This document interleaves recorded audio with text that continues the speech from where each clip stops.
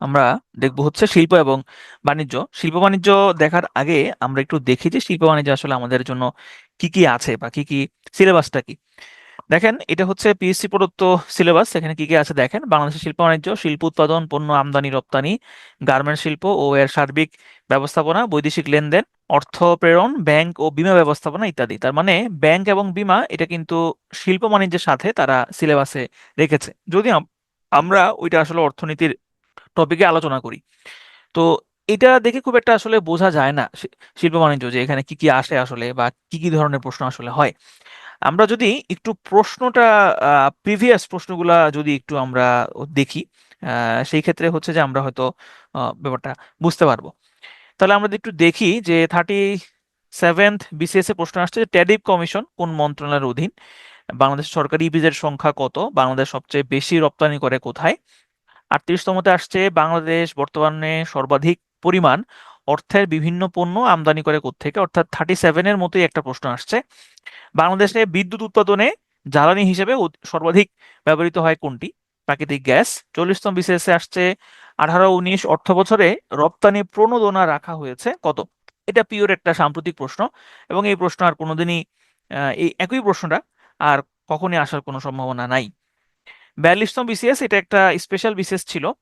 বাংলাদেশ প্রথম বাংলাদেশের প্রথম সামুদ্রিক গ্যাস ক্ষেত্র কোনটি, বাংলাদেশের জাতীয় আয়ে কোন খাতে প্রবৃদ্ধির হার সব থেকে বেশি। যদিও এটা শিল্প, উত্তর শিল্প, কিন্তু এটাও আসলে শিল্প বাণিজ্যের প্রশ্ন না, এটা মূলত অর্থনীতির প্রশ্ন। 44তম বিসিএস প্রশ্ন আসছে বিএসটিআই এর পূর্ণ অভিব্যক্তি কি। আহ, তারপরের প্রশ্ন আসছে দেশের কোন জেলায় সর্ববৃহৎ সৌরবিদ্যুৎ কেন্দ্র অবস্থিত। এটা আগে ময়মনসিংহ ছিল, কিন্তু এখন আসলে ময়মনসিংহ না, এই উত্তরটা কিন্তু চেঞ্জ হয়েছে। বাংলাদেশের প্রধান খনিজ সম্পদ কোনটি, ইউরিয়া সারের কাঁচামাল কি, বাংলাদেশের ভৌগোলিক নির্দেশক পণ্য কয়টি। ভৌগোলিক নির্দেশক পণ্য কয়টি এটা কিন্তু ফ্লাকচুয়েট করে। ফ্লাকচুয়েট করে বলতে এটা কখনো কমবে না, এটা সবসময় হচ্ছে বাড়বে এবং এটা সবসময় বৃদ্ধি পেতেই থাকবে। ট্রেডিং কর্পোরেশন অফ বাংলাদেশ কোন মন্ত্রণালয়ের আওতাভুক্ত। 22 অর্থ বছরে বাংলাদেশ কোন দেশ থেকে রপ্তানি পণ্য বাবদ সবচেয়ে বেশি আয় করেছে। বাংলাদেশ সর্বাধিক জনশক্তি রপ্তানি করে কোন দেশে। সর্বশেষ 47তম বিসিএস এ প্রশ্ন আসছে হলো তিনটা: বাংলাদেশ কোন দুটি দেশ হতে সিংহভাগ সয়াবিন তেল আমদানি করে। বাংলাদেশের বৃহত্তম সার কারখানার নাম কি। বর্তমানে পৃথিবীর কোন দেশে বেশি প্রবাসী বাংলাদেশি কর্মরত আছে। শিল্প বাণিজ্য থেকে এই ধরনের প্রশ্নগুলোই আমরা আসতে দেখেছি। আপনি যদি একটু সচেতনভাবে একটু চিন্তা করেন তাহলে নিশ্চয়ই বুঝতে পারছেন শিল্প বাণিজ্য থেকে যে প্রশ্নগুলো আসে ম্যাক্সিমামই হয় সাম্প্রতিক প্রশ্ন, অর্থাৎ আপডেটেড যেই তথ্যগুলো যেগুলো সাধারণত সাম্প্রতিকের ক্লাসে আমরা আলোচনা করি সেগুলো আসছে। যেমন দেখেন এই যে এইটা, যে বর্তমান পৃথিবীর কোন দেশে বেশি প্রবাসী বাংলাদেশি কর্মরত আছে, এটা একটা সাম্প্রতিক প্রশ্ন। তারপর 22-23 অর্থ বছরে বাংলাদেশ কোন দেশ থেকে পণ্য রপ্তানি বাবদ সব থেকে বেশি আয় করেছে, এটাও কিন্তু একটা সাম্প্রতিক প্রশ্ন। তাহলে শিল্প বাণিজ্য থেকে সাম্প্রতিক টাইপ প্রশ্নগুলোই হচ্ছে বেশি আসে। আজকের ক্লাসে আমরা যে সাম্প্রতিক পড়বো ব্যাপারটা ওরকম না, কারণ আপনাদের পরীক্ষা কবে হবে এটা এখনো আমরা যেহেতু শিওর না, হয়তো বা পরীক্ষা নির্বাচনের পরেই যাওয়ার সম্ভাবনা বেশি, সেক্ষেত্রে অনেক তথ্যই হয়তো বা চেঞ্জ হয়ে যাবে। তাহলে আমরা এই কারণে সাম্প্রতিক রিলেটেড যে তথ্যগুলো আছে যেগুলা পরিবর্তনশীল সেগুলো আমরা আপাতত পড়বো না। এগুলো আমরা যখন সাম্প্রতিক ক্লাস করব তখন আমরা আলোচনা করার চেষ্টা করব। তো আসেন আমরা একটু শিল্প বাণিজ্য পড়ার আগে আমরা কিছু বেসিক টার্ম সম্পর্কে জানার চেষ্টা করব। সবাই একটু মনোযোগ দিবেন। প্রথমটা আসেন ব্যালেন্স অফ ট্রেড বা বাণিজ্য ভারসাম্য। বাণিজ্য ভারসাম্য বলতে বোঝানো হয় একটা দেশ বিভিন্ন পণ্য আমদানিও করে আবার বিভিন্ন পণ্য রপ্তানিও করে। আমি একসময় এই আমদানি এবং রপ্তানি এই দুইটা জিনিস হচ্ছে উল্টায় ফেলতাম মানে হচ্ছে যে আমি এটা আসলে আমি কোনটা এক্সপোর্ট কোনটা ইম্পোর্ট এটা আমি গোলায় ফেলতাম। ইম্পোর্টের মাঝে মধ্যে এক্সপোর্ট বলে ফেলতাম, এক্সপোর্টকে মাঝে মধ্যে ইম্পোর্ট বলে ফেলতাম।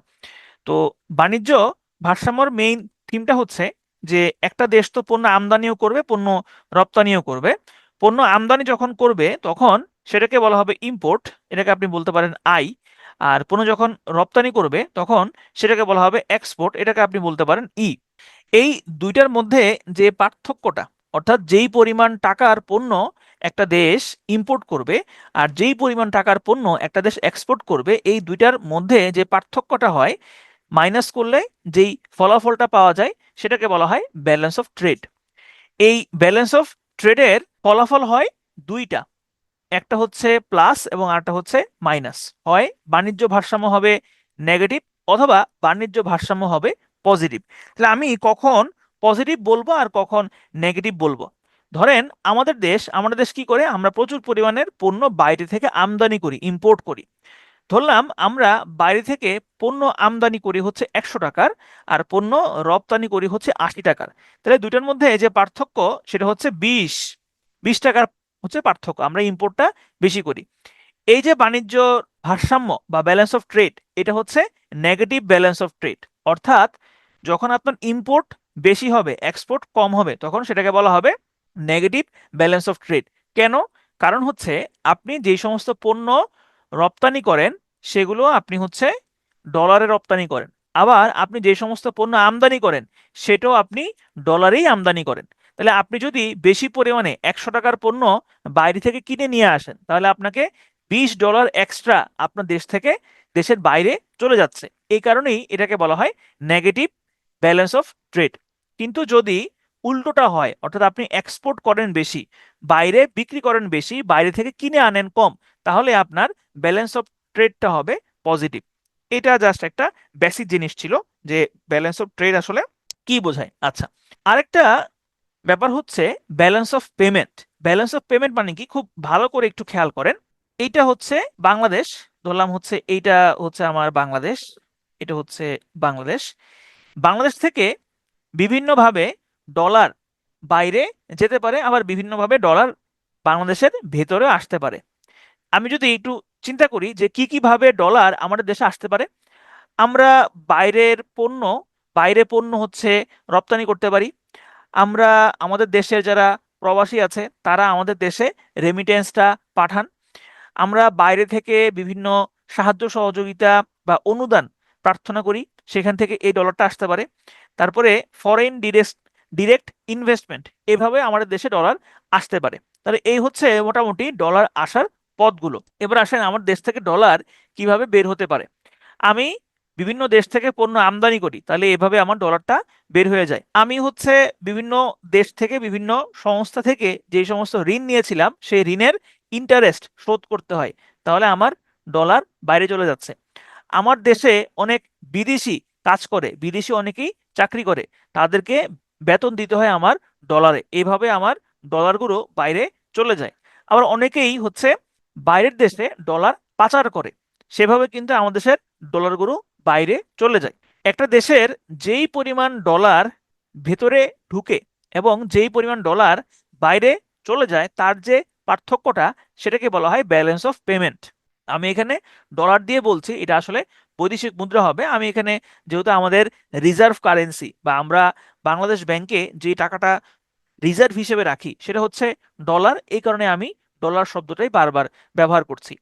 অর্থাৎ ব্যালেন্স অফ ট্রেড ছিল শুধু এক্সপোর্ট আর ইম্পোর্টের হিসাব, আর ব্যালেন্স অফ পেমেন্ট হচ্ছে সব ধরনের হিসাব, যতভাবে আমার দেশে ডলার ঢুকতে পারে সেটার যোগফল, মাইনাস হচ্ছে যতভাবে আমার দেশ থেকে ডলার বের হয়ে যেতে পারে সেটার যোগফল। এই দুইটার বিয়োগফলকে বলা হয় ব্যালেন্স অফ পেমেন্ট। ঠিক আছে, ওকে। এরপর আসেন ট্রেড সারপ্লাস বা বাণিজ্য উদ্বৃত্ত। বাণিজ্য উদ্বৃত্ত মানে হচ্ছে যে আপনি যদি এক্সপোর্ট বেশি করেন আর ইম্পোর্ট যখন কম করেন, তখন যেটা হবে সেটাকে বলা হবে ট্রেড সারপ্লাস বা বাণিজ্য উদ্বৃত্ত। দেশের যখন আমদানি থেকে রপ্তানির আর্থিক মূল্য বেশি হয়, তখন সেটাকে বলা হবে ট্রেড সারপ্লাস। আর বাণিজ্য ঘাটতি কি? বাণিজ্য ঘাটতি মানে হচ্ছে আপনি যখন ইম্পোর্ট বেশি করবেন এবং এক্সপোর্ট কম করবেন, সেটাকে বলা হবে ট্রেড গ্যাপ বা বাণিজ্য ঘাটতি।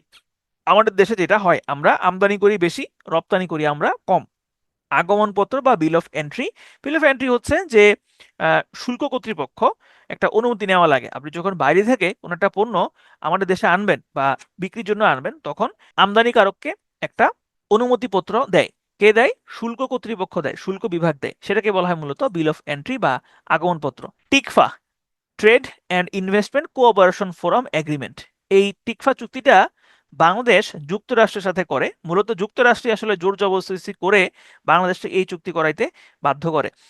তো যুক্তরাষ্ট্র হচ্ছে দক্ষিণ এশিয়া বা দক্ষিণ পূর্ব এশিয়ার এই অঞ্চলগুলোতে নিজেদের প্রভাব বজায় রাখার জন্য বিভিন্নভাবেই হচ্ছে দেশগুলোর সাথে বিভিন্ন চুক্তি করে। তো সেই তারই অংশ হিসেবে বাংলাদেশের সাথেও যুক্তরাষ্ট্র একটা চুক্তি করেছিল।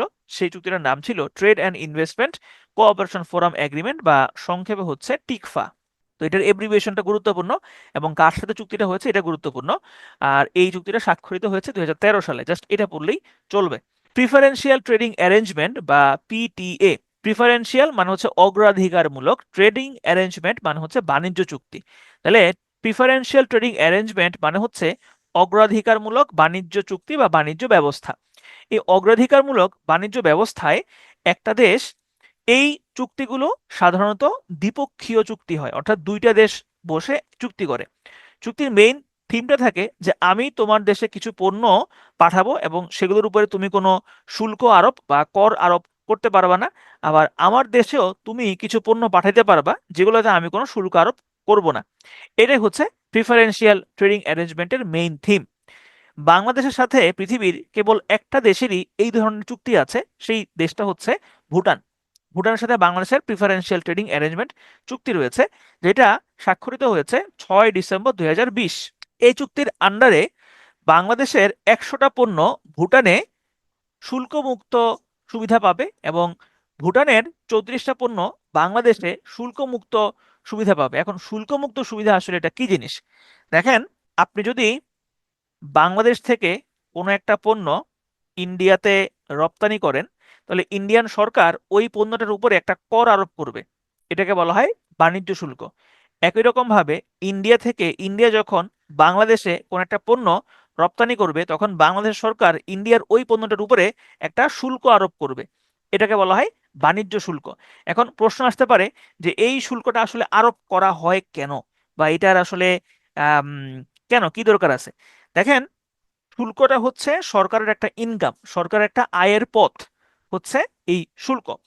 এই কারণেই সরকার এটা প্রয়োগ করে। বিভিন্ন কারণ আছে, তার মধ্যে আরেকটা আয়ত্ত পথ আছে। আরেকটা গুরুত্বপূর্ণ কারণ হচ্ছে যে যদি বাইরের দেশের পণ্যগুলোর উপরে শুল্ক আরোপ না করা হয়, তাহলে সেগুলো দেশীয় পণ্যের জন্য হুমকি হিসেবে দাঁড়িয়ে যাবে। যেমন দেখবেন, যদি এরকম হয়, যেমন কয়দিন আগে এরকম একটা হয়েছিল যে ইন্ডিয়া থেকে ডিম আমদানি করা হবে। তাহলে ইন্ডিয়া থেকে ডিম আমদানি করা হলে দেখা যাবে ওই ডিমের দামটা হয়ে গেছে 10 টাকা, কিন্তু আমাদের দেশীয় যারা ডিমের উৎপাদনকারী আছেন তাদের থেকে ডিম কিনতে হয় 12 টাকা পার পিস। তাহলে মানুষজন কি 12 টাকা পার পিসের ডিম কিনবে? না, অবশ্যই ইন্ডিয়ান যে ডিমটা আছে সেটাই কিনবে। তাহলে বাংলাদেশ যদি এই ইন্ডিয়ান ডিমের উপরে 2 বা 3 টাকা পার পিসে শুল্ক বাড়িয়ে দেয়, তখন ইন্ডিয়ান একটা ডিমের দাম হয়ে যাবে 13 থেকে 14 টাকা। তখন দুইটার মধ্যে একটা প্রতিযোগিতা থাকবে, তখন আর দেশীয় শিল্প প্রতিষ্ঠান ক্ষতিগ্রস্ত হবে না। ঠিক আছে? আচ্ছা, ভুটানের সাথে বাংলাদেশের আরেকটা চুক্তিও আছে, সেটা হলো agreement on movement of traffic in transit and protocol, অর্থাৎ ট্রানজিট চুক্তি আছে ভুটানের সাথে। বাংলাদেশের ট্রানজিট চুক্তিও আছে। ট্রানজিট কি জিনিস বা ট্রান্সশিপমেন্ট কি জিনিস সেটা আমরা পড়বো, সামনে এটা আছে, আগামীকালকের ক্লাসে এটা আছে। সুতরাং এখন জাস্ট এতটুকুই মাথায় রাখেন যে ট্রানজিট চুক্তি আছে বাংলাদেশের সাথে ভুটানের, যেটা স্বাক্ষরিত হয়েছে 2023 সালে। যদি এটা খুব একটা ইম্পর্টেন্ট না এই চুক্তিটা, কারণ এই চুক্তিটা যেহেতু গত সরকার স্বাক্ষর করেছিল, এই কারণে গুরুত্বপূর্ণ না। তারপরে হচ্ছে এটা নাইস টু নো হিসেবে জেনে রাখতে পারেন। Joint economic commission. Joint economic commission বাংলাতে হচ্ছে যৌথ অর্থনৈতিক কমিশন। এটা, এই কমিশনগুলো গঠিত হয় সাধারণত নিজেদের মধ্যে ব্যবসা বাণিজ্য, বিভিন্ন ধরনের ইকোনমিক অ্যাক্টিভিটিস, বা যদি কোনো ধরনের ডিসপিউট থাকে, এইগুলা ডিসপিউটগুলো সমাধান করে নিজেদের মধ্যে ব্যবসা বাণিজ্য বৃদ্ধি করার জন্যই জয়েন্ট ইকোনমিক কমিশন গঠিত হয়। বাংলাদেশের সাথে এই মুহূর্তে টোটাল 18টা যৌথ ইকোনমিক কমিশন রয়েছে। দেখেন, আমি কিন্তু বলেছি টোটাল হচ্ছে 18, টোটাল হচ্ছে 18। এর মধ্যে 17টা হচ্ছে দেশ এবং একটা হচ্ছে সংস্থা। তাহলে বাংলাদেশের সাথে টোটাল 18টা সদস্যের বা 18টা দেশ প্লাস সংস্থার ইকোনমিক কমিশন বা যৌথ ইকোনমিক কমিশন রয়েছে। এখানে কোন 17টা দেশ এটা পড়ার কোনো প্রয়োজন নাই, জাস্ট জানলেই চলবে 17টা দেশ প্লাস হচ্ছে একটা সংস্থা।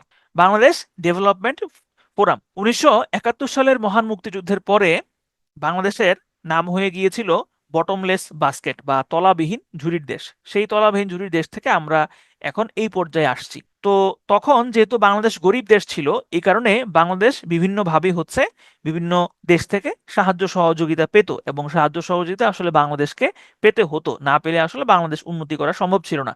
এমনকি এখনো আমরা বিভিন্ন দেশ থেকে ঋণ টিন নিয়ে আসলে আমাদের বাজেট ঘাটতি পূরণ করতে হয়, আমাদের অবকাঠামো খাতগুলোতে বিনিয়োগ আনতে হয়।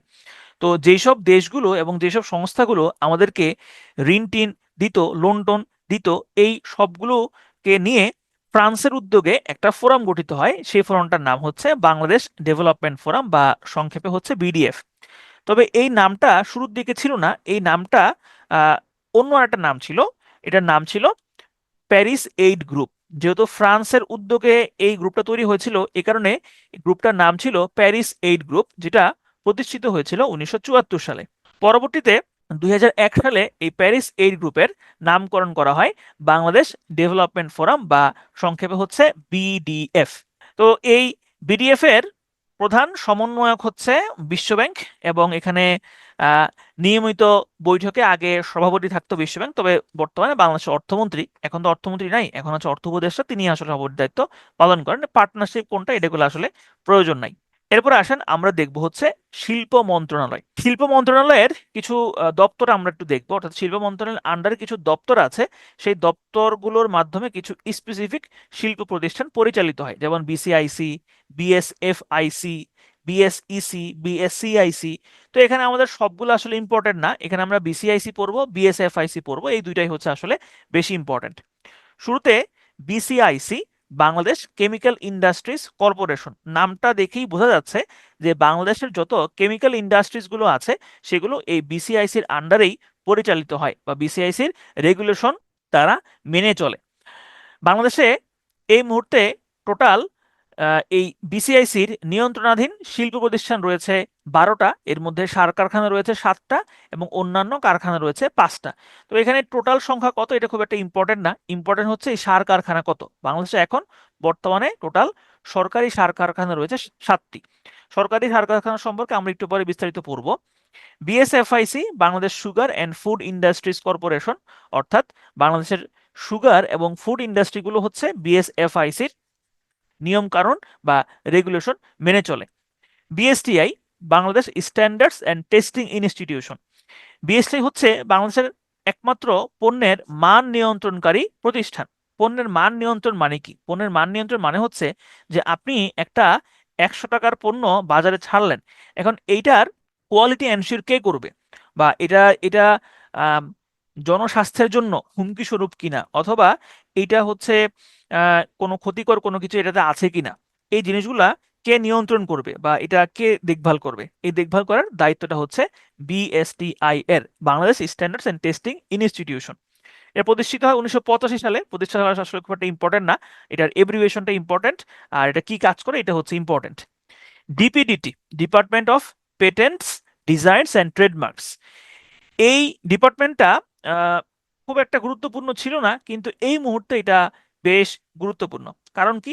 কারণ হচ্ছে ডিপার্টমেন্ট অফ পেটেন্টস, ডিজাইন এবং ট্রেডমার্ক থেকে জিআই সনদ দেওয়া হয়ে থাকে। দেখেন এখানে নামগুলা, নামটা খেয়াল করেন, পেটেন্ট, ডিজাইন এবং হচ্ছে ট্রেডমার্ক, তার মানে এটা মেধা সত্ত্ব পেটেন্ট দিয়ে থাকে। পেটেন্ট মানে কি? ধরুন আপনি একটা কোনো কিছু আবিষ্কার করলেন, এখন আপনার বন্ধু আপনারটা দেখা কপি করে ফেলতে পারে। তাহলে এখন দেখা গেল জিনিসটা আবিষ্কার করছেন আপনি, কিন্তু আপনার বন্ধু আপনারটা কপি করে সে ফায়দা নিচ্ছে। এরকম যাতে না হয় বা এরকম যাতে না ঘটতে পারে, এই কারণেই এই পণ্যটা যে আপনার, এটা যে আপনার উদ্ভাবন, সেটার একটা সার্টিফিকেট লাগবে। এই সার্টিফিকেটটা দেয় হচ্ছে বাংলাদেশের ডিপিডিটি। এই ডিপিডিটির বর্তমানে অন্যতম প্রধান একটা কাজ হচ্ছে জিআই পণ্যের স্বীকৃতি দেওয়া। DPDT World Intellectual Property Organization বা ওয়াইপো, এই ওয়াইপোর নিয়ম অনুযায়ী জিআই পণ্যের স্বীকৃতি দিয়ে থাকে।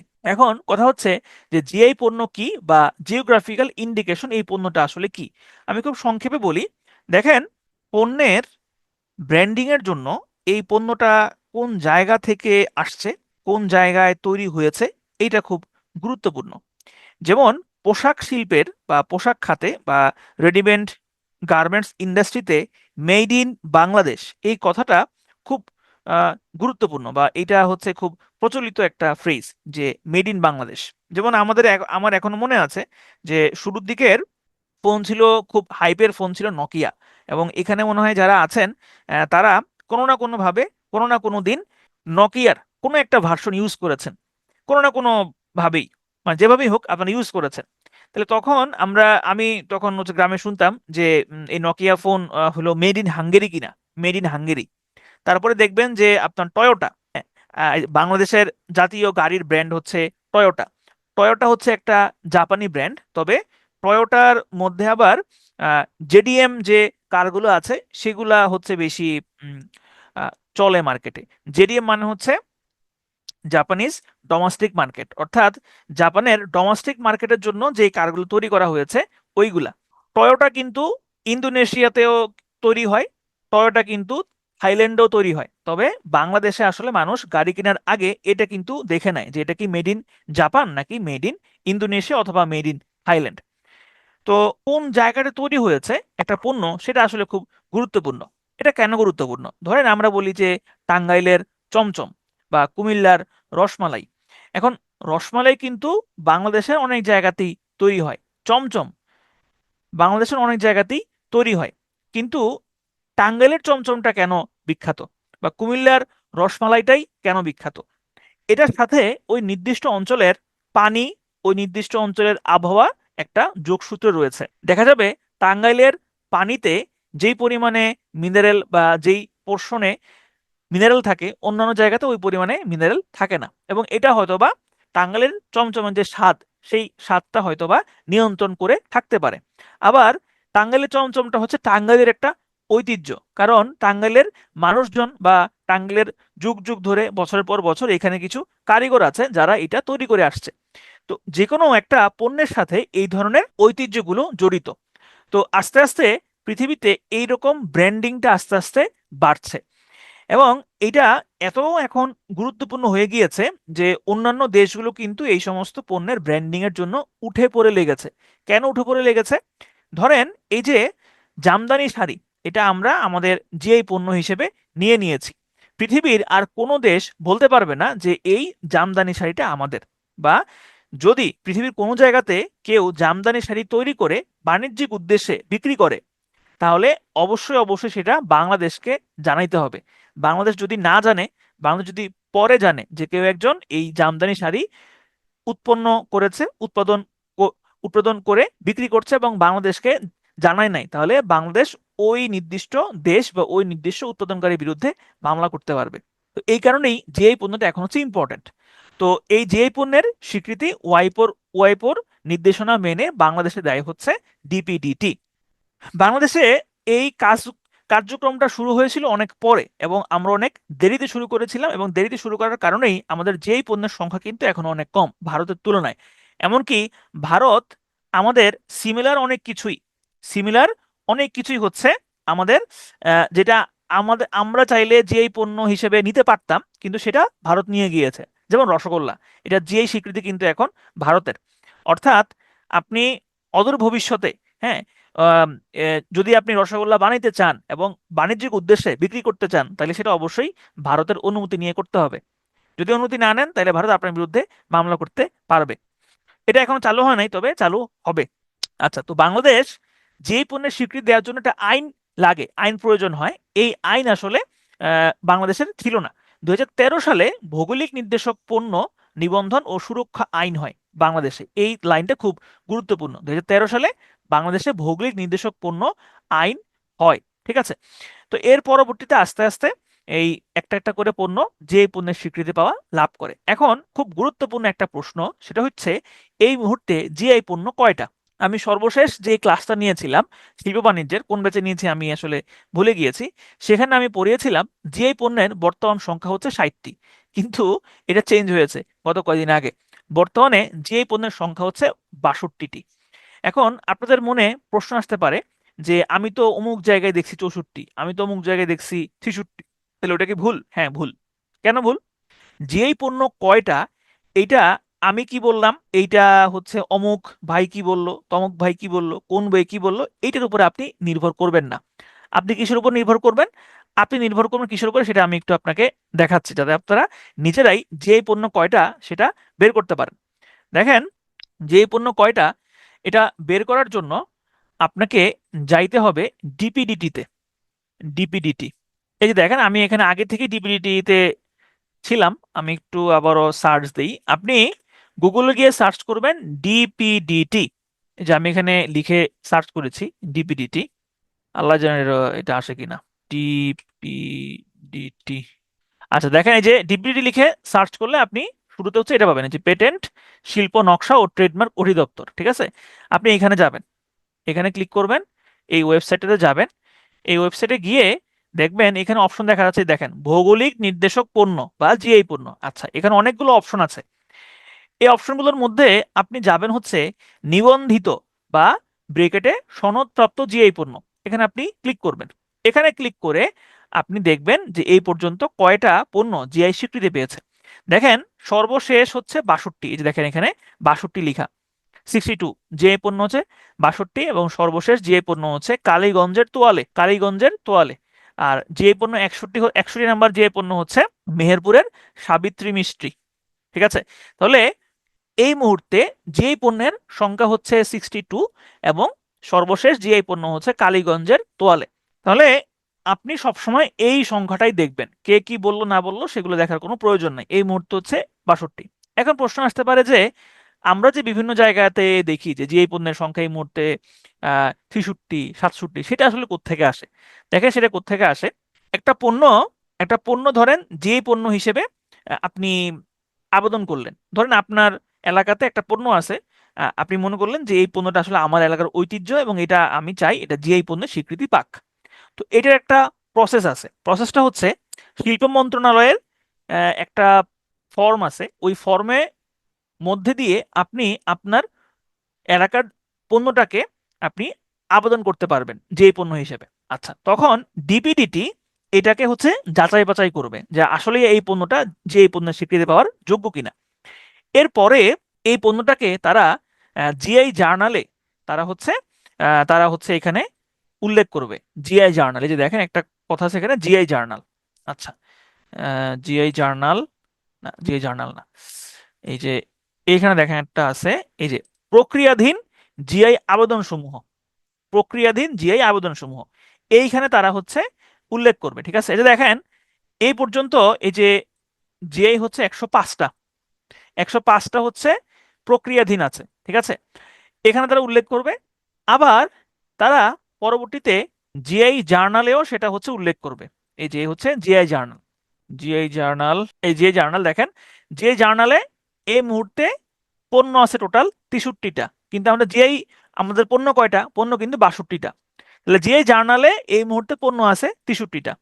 জিআই জার্নালে উল্লেখ করার পরে জিআই জার্নালে উল্লেখ করার পরে টোটাল 2 মাসের একটা উইন্ডো থাকে। এই 2 মাসের মধ্যে কেউ যদি আপনার পণ্যের ব্যাপারে কোনো অবজেকশন না জানায়, তখন হতে সেটাকে জিআই পণ্য হিসেবে স্বীকৃতি দেওয়া হয়। ঠিক আছে, তো সুতরাং সবসময় মনে রাখবেন যে নিবন্ধিত বা মঞ্জুরকৃত জিআই পণ্য কোনটা, ওইটা হচ্ছে আপনার আসল জিআই পণ্যের সংখ্যা। তাহলে এই মুহূর্তে জিআই পণ্যের সংখ্যা হচ্ছে 62টা। প্রথম জিআই পণ্য স্বীকৃতি পায় বাংলাদেশের জামদানি শাড়ি, দ্বিতীয় জিআই পণ্যের স্বীকৃতি পায় হচ্ছে বাংলাদেশের ইলিশ।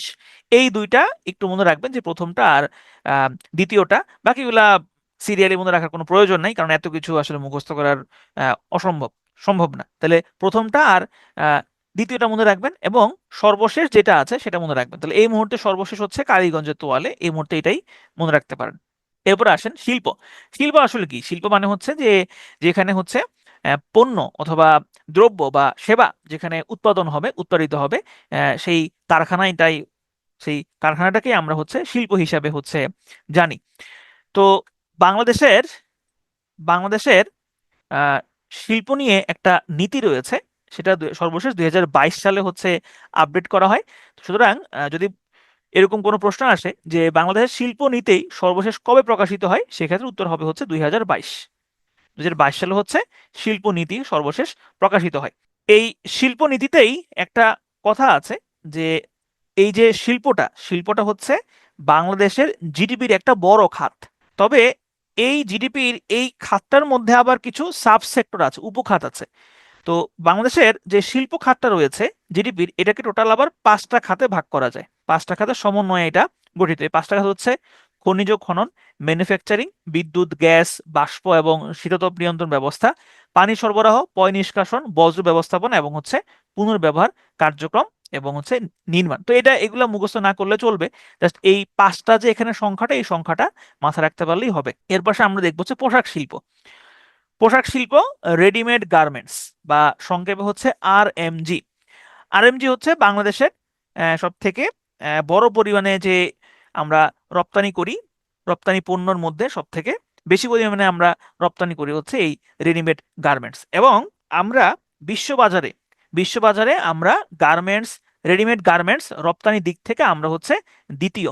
আমরা হচ্ছি দ্বিতীয়। এই যে দেখেন, চীনের পর বিশ্বের তৃতীয় বৃহত্তম পোশাক রপ্তানিকারক দেশ হিসেবে নিজের অবস্থান ধরে রেখেছে হচ্ছে বাংলাদেশ। তাহলে বাংলাদেশ সবসময় হচ্ছে দ্বিতীয় অবস্থানে থাকে। তবে এইখানে একটা শুভঙ্করের ফাঁকি আসলে আছে। শুভঙ্করের ফাঁকিটা হচ্ছে যে চীন এবং আমাদের যারা নিকটতম প্রতিদ্বন্দ্বী রয়েছে যেমন ভিয়েতনাম, তারা কিন্তু এই রেডিমেড গার্মেন্টস থেকে সরে আসছে। কেন? কারণ এইগুলাতে হচ্ছে আপনার আম, পরিবেশ দূষণের ঝুঁকি থাকে। তারপরে সেইখানে সেইখানে আমাদের দেশে আহ, যে লেভেল ল বা আমরা যেভাবে শ্রমিকদেরকে হচ্ছে শোষণ করতে পারি, ওইখানে আবার এগুলা নাই। হ্যাঁ, এই ভিয়েতনাম টিয়েতনাম এগুলা আসলে খুব আসলে নাই। ঠিক আছে। তো এখন এখন যাই হোক, এগুলা হচ্ছে যে আহ, এখানে একটা জিনিস আছে।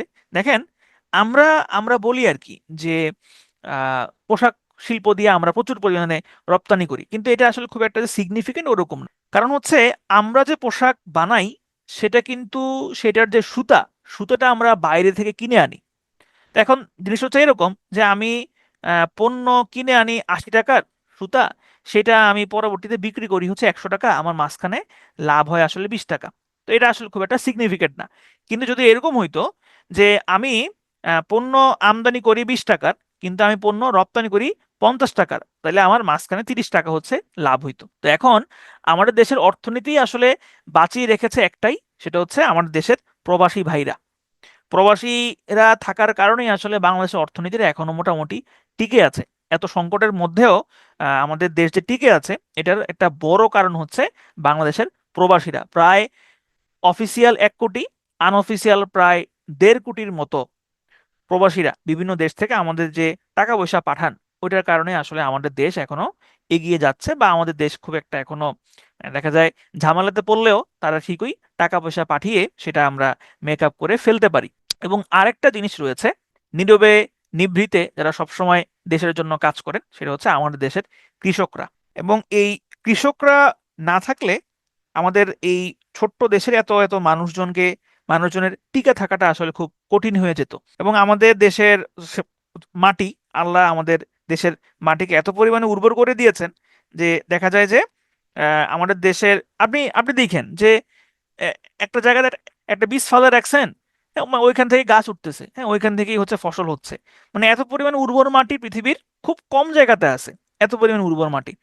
তো এই কারণে আসলে আমাদের কৃষক, আমাদের হচ্ছে আমাদের প্রবাসীরা, তারা হচ্ছে যে এইখানে এই কারণে তাদের জন্যই আসলে আমরা মোটামুটি আমাদের অর্থনীতি টিকে আছে। তো যাই হোক, চলেন আমরা হচ্ছে সামনের দিকে আগাই। তাহলে বিশ্বে পোশাক রপ্তানিতে আমরা হচ্ছে দ্বিতীয়, আর প্রথম হচ্ছে চীন।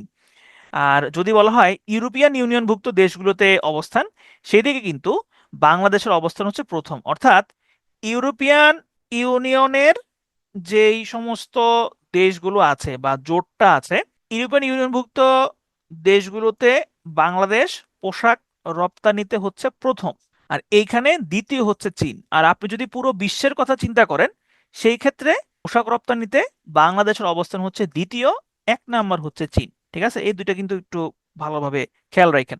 আচ্ছা, এইটা হচ্ছে আপাতত স্কিপ করতে পারেন, এটা সাম্প্রতিক তথ্য, নাইস টু নো। যেমন আমরা আহ, গত বছর পোশাক রপ্তানি করে, পোশাক বিক্রি করে প্রায় 39.35 বিলিয়ন মার্কিন ডলারের মতো আমরা ইনকাম করেছি। এটা নাইস টু নো হিসেবে মনে রাখতে পারেন, আপাতত মনে রাখার কোনো প্রয়োজন নাই। পোশাকের পোশাক খাতের সব থেকে বড় বাজার, দেখেন এখানে একটা ছোট্ট জিনিস আছে যেটা একটু ভালোভাবে কনসেপ্টটা ক্লিয়ার করতে হবে।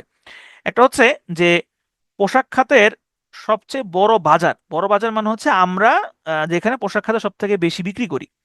আমরা সব থেকে বেশি বিক্রি করি ইউরোপিয়ান ইউনিয়নে, আর সব থেকে এরপরে যে বাজারটা রয়েছে আমাদের জন্য সেটা হচ্ছে যুক্তরাষ্ট্র। এটা হচ্ছে বাজার হিসেবে। কিন্তু আপনি যদি দেশ হিসেবে চিন্তা করেন বা দেশ হিসেবে যদি বলেন, সেক্ষেত্রে দেশ হিসেবে সব থেকে পোশাক শিল্পের বড় বাজার হচ্ছে যুক্তরাষ্ট্র, আর দ্বিতীয় অবস্থানে রয়েছে জার্মানি। তাহলে এখানে দুইটা তথ্য, একটা হচ্ছে বাজার হিসেবে কোনটা, বাজার হিসেবে এক নম্বর হচ্ছে ইউরোপিয়ান ইউনিয়ন, আর যদি বলা হয় দেশ হিসেবে সেক্ষেত্রে এক নম্বর হচ্ছে যুক্তরাষ্ট্র। মসলিন এটা আমাদের একটা ঐতিহ্য ছিল, এখন নাই। প্রাচীন বাংলার একটা গৌরব ছিল মসলিন, এবং এই কাপড়টা এত মিহি ছিল যে একটা ম্যাচ বাক্সের মধ্যে নাকি পুরো একটা মসলিন কাপড় এঁটে যাইতো, মানে এত পরিমাণে মিহি। আমি জানি না, এগুলো আমি পড়েছি, আপনারা হয়তো পড়েছেন।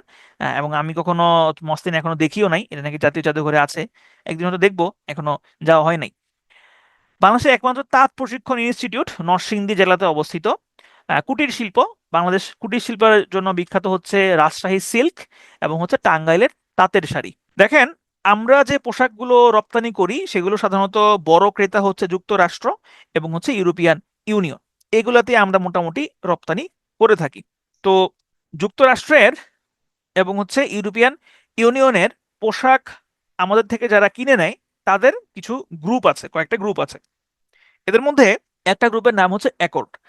অ্যাকর্ড হচ্ছে, এটা মূলত ইউরোপিয়ান ইউনিয়নের যে সমস্ত ক্রেতারা বাংলাদেশ থেকে পোশাকগুলো কিনে নিয়ে যায় তাদের একটা গ্রুপ, এবং মূলত রানা প্লাজা দুর্ঘটনার পরে মূলত পোশাক কারখানাগুলোর নিরাপত্তা, পোশাক কারখানাগুলোর সেফটি, শ্রমিকদের নিরাপত্তা, এইগুলা নিয়ে উদ্বেগ প্রকাশ করে অ্যাকর্ড গঠিত হয়েছিল। তো এখানে জাস্ট জানলেই চলবে যে অ্যাকর্ড এটা হচ্ছে ইউরোপিয়ান ইউনিয়নভুক্ত যে পোশাক ক্রেতাগুলো আছে তাদের একটা জোট। আরএমজি সাস্টেনেবিলিটি কাউন্সিল বা সংক্ষেপে হচ্ছে আরএসজি, এটা হচ্ছে পোশাক খাতের সংস্কার করার জন্য বা সংস্কারের দেখভাল করার জন্য একটা নতুন প্ল্যাটফর্ম, যেটার নাম হচ্ছে আরএমজি সাস্টেনেবল কাউন্সিল বা হচ্ছে আরএসসি। অ্যালায়েন্স, অ্যালায়েন্স এটা হচ্ছে ওই অ্যাকর্ডের মতো যুক্তরাষ্ট্র ভিত্তিক পোশাক ক্রেতা প্রতিষ্ঠানগুলোর একটা গ্রুপ। তাহলে যুক্তরাষ্ট্র ভিত্তিক যে গ্রুপটা সেটার নাম হচ্ছে অ্যালায়েন্স, আর ইউরোপিয়ান ইউনিয়ন ভুক্ত যে গ্রুপটা আছে সেটার নাম হচ্ছে অ্যাকর্ড। এই দুইটা নাম একটু মাথায় রাখার চেষ্টা করবেন। পোশাক খাতের সংগঠন, পোশাক খাতের সংগঠনের মধ্যে সব থেকে বড় সংগঠন হচ্ছে BGMEA, Bangladesh garments manufacturers and exporters association. এব্রিভিয়েশনটা ইম্পর্টেন্ট, যাত্রা শুরু করে কবে কোনো প্রয়োজন নাই। BKMEA, Bangladesh knit wear manufacturers and exporter association, এটার হচ্ছে এব্রিভিয়েশনটা পড়লেই চলবে।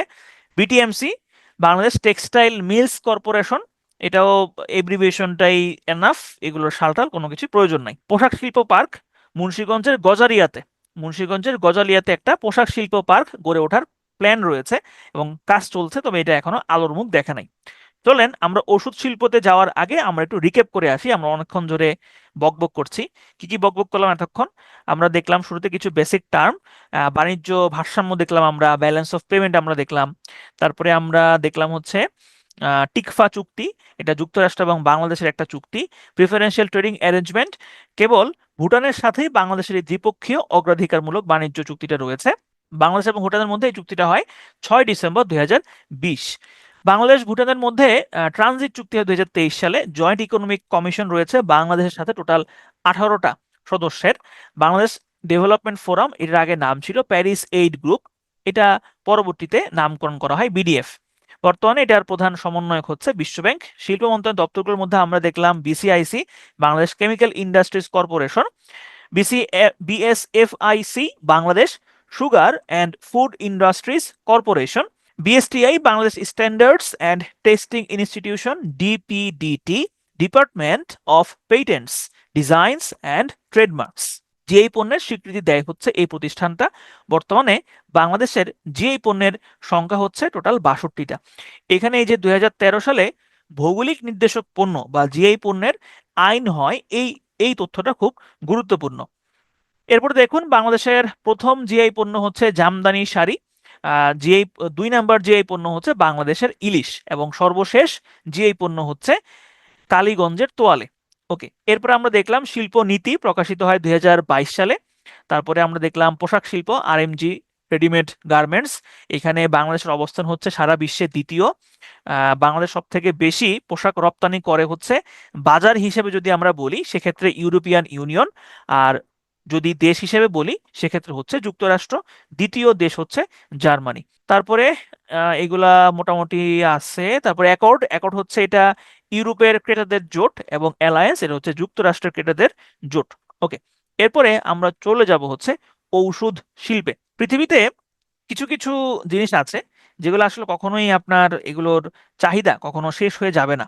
হ্যাঁ, সবসময় এগুলোর চাহিদা হচ্ছে থাকবে। ঠিক আছে?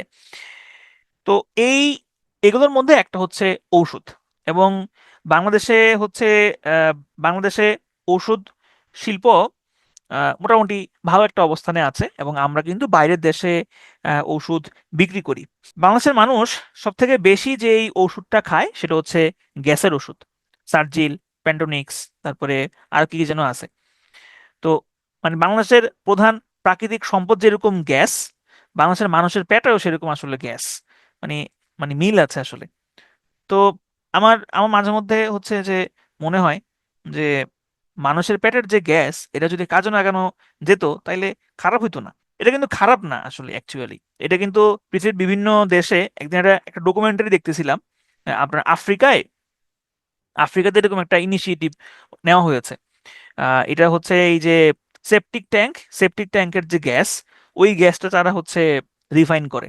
হ্যাঁ, রিফাইন করে হচ্ছে তারা সাপ্লাই দেয়। তো এখন আমার কাছে মনে হলো যে বাংলাদেশে গ্যাসের যে সংকট, এটা কাজে লাগানো যেতে পারে। এখন ধরেন গ্যাস করতে, গ্যাস তো ভাই গ্যাস, গ্যাস তো গ্যাসই।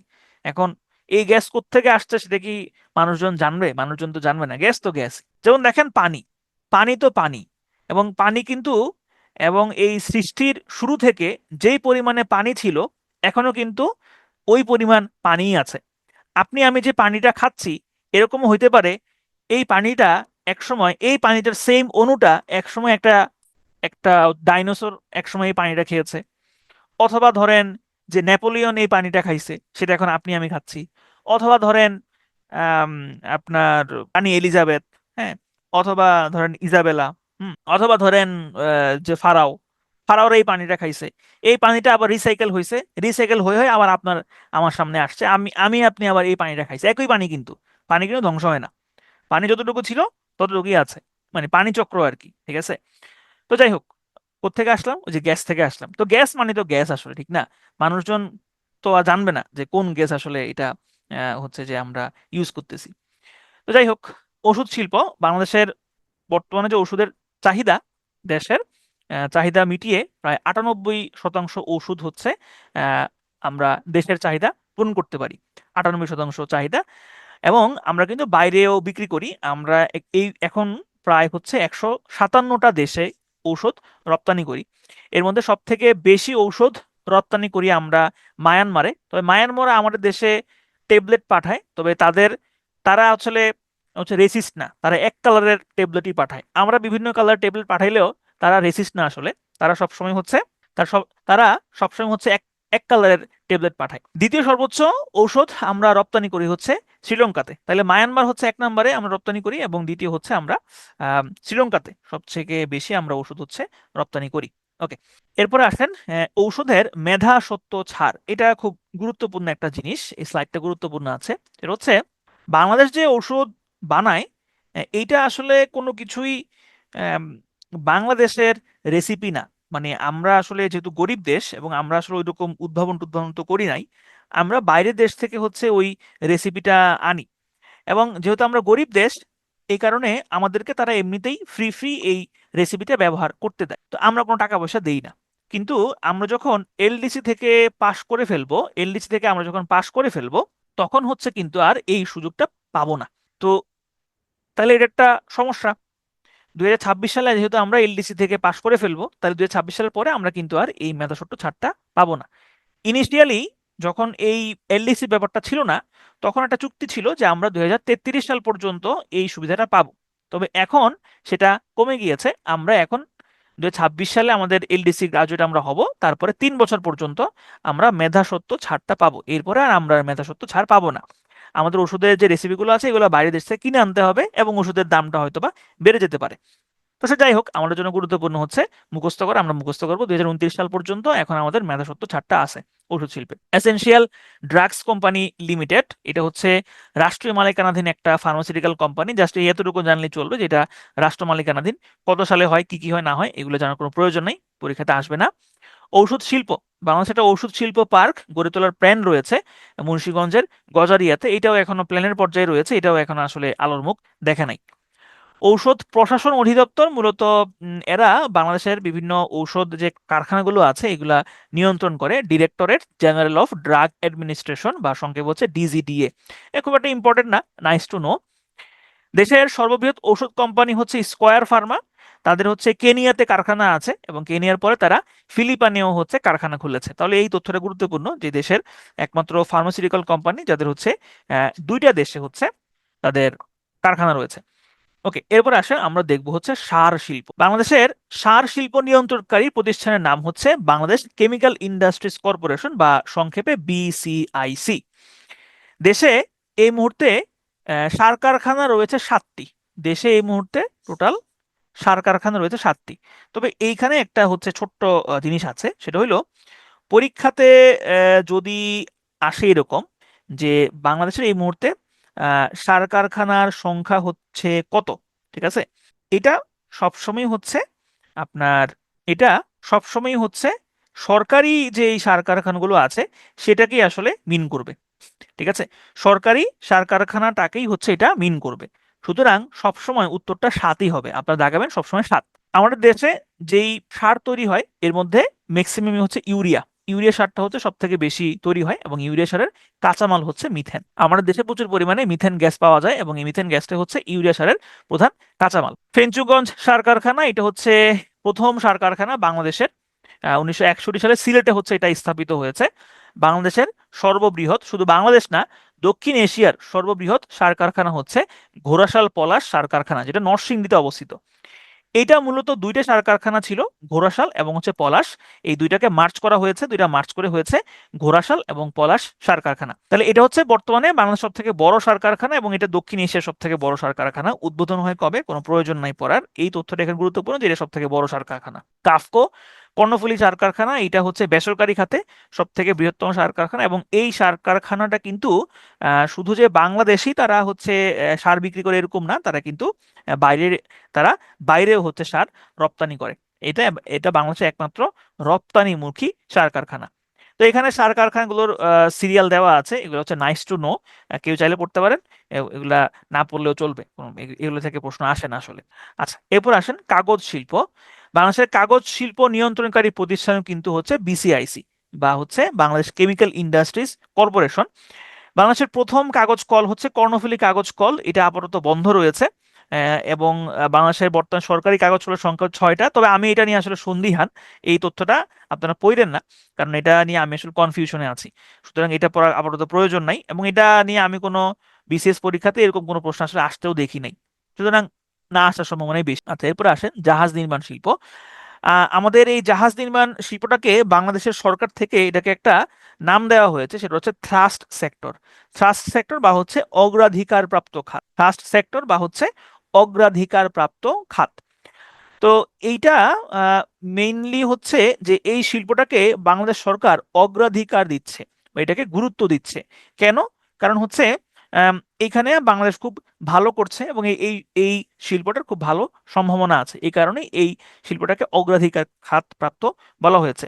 তো এই জাহাজ শিল্পটাকে নিয়ন্ত্রণ করে বাংলাদেশ শিপিং কর্পোরেশন।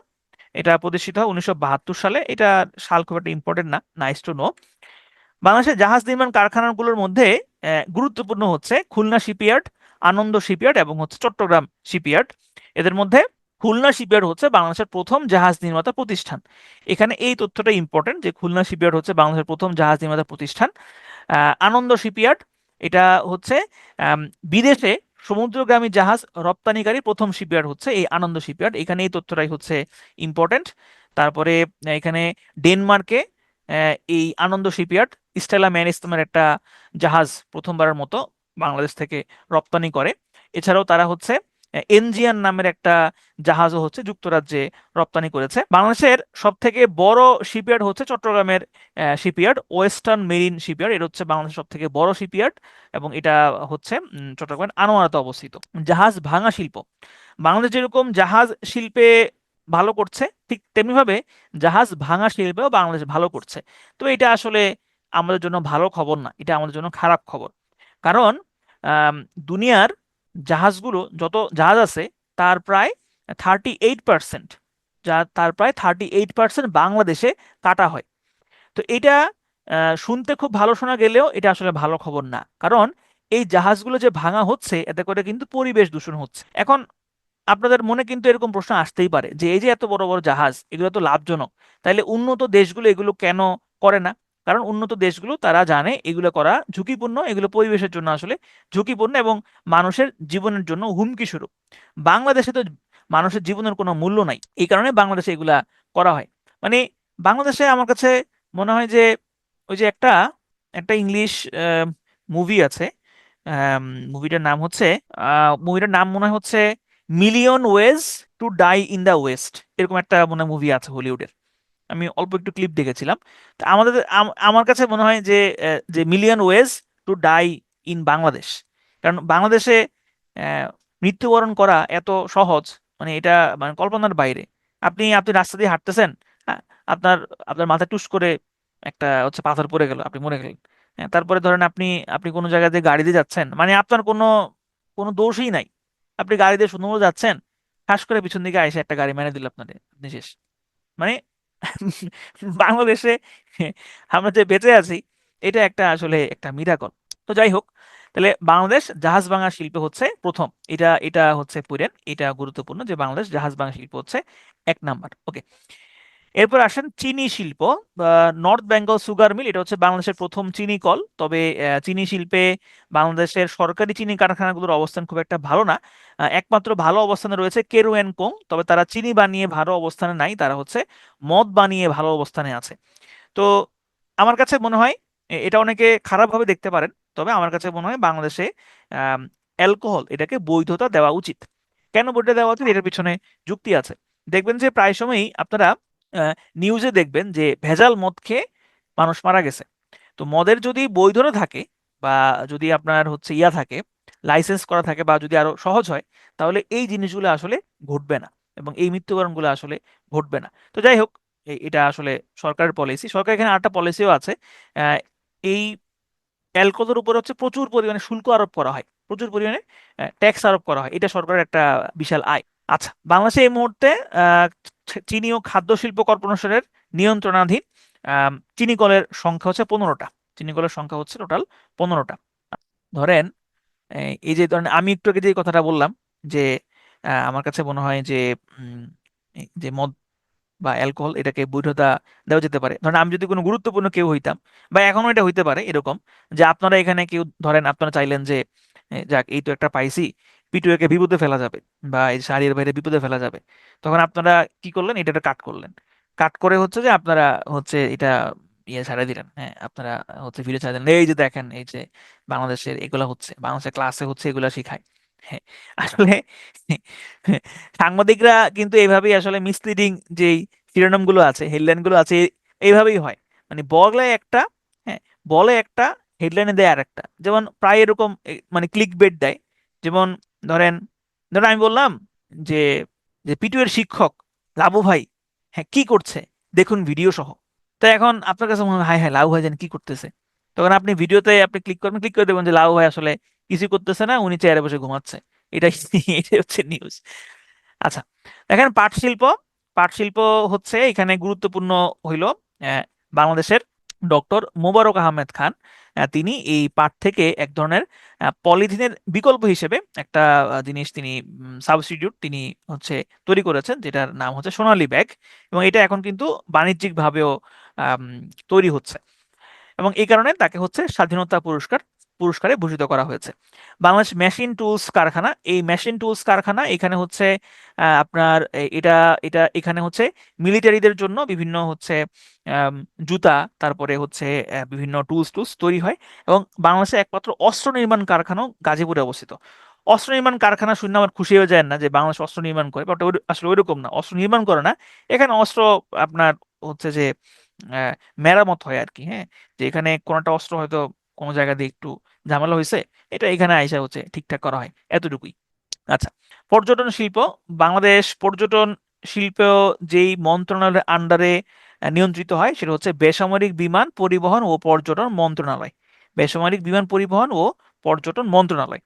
তো বাংলাদেশের এই পর্যটন মন্ত্রণালয়ের আন্ডারে একটা কর্পোরেশন রয়েছে, সেই কর্পোরেশনের নাম হচ্ছে বাংলাদেশ পর্যটন কর্পোরেশন, বা সংক্ষেপে হচ্ছে বিপিসি, বাংলাদেশ পর্যটন কর্পোরেশন। এটা হচ্ছে বাংলাদেশের একটা সরকারি ট্যুরিজম অর্গানাইজেশন। এটার লক্ষ্য হচ্ছে বাংলাদেশকে একটা আকর্ষণীয় পর্যটন গন্তব্যের দেশ হিসেবে গড়ে তোলা। এটা আসলে সম্ভব না যতদিন না পর্যন্ত বাংলাদেশের মানুষ ভালো হচ্ছে। কারণ ওই দিন একটা ভিডিও দেখলাম, কক্সবাজারে এক ফরেইনার, যেখানে ভাড়া হচ্ছে 10 টাকা, সেখানে সে ভাড়া চাচ্ছে 100 টাকা। তো এরকম হইলে তো আসলে বাংলাদেশে কেউ আসবে না, বাংলাদেশের তো মানে পর্যটনে আসবে না। বাংলাদেশের মানুষ তো হইলো বাটপার, মানে বাংলাদেশের মানুষ হচ্ছে আপনার মানে জন্মগত ভাবে হচ্ছে বাটপার জাতি আমরা আসলে। মানে এটা মানে বলতে খারাপ শোনা যায়, কিন্তু আমরা জিনগত ভাবে বলেন বা ঐতিহ্যগত ভাবে বলেন, আমরা হচ্ছে বাটপার জাতি। বাংলাদেশের পর্যটন কর্পোরেশন, তাহলে এই কর্পোরেশনের মেইন উদ্দেশ্যটা হচ্ছে বাংলাদেশকে একটা আকর্ষণীয় পর্যটন গন্তব্যে দেশ হিসেবে গড়ে তোলা।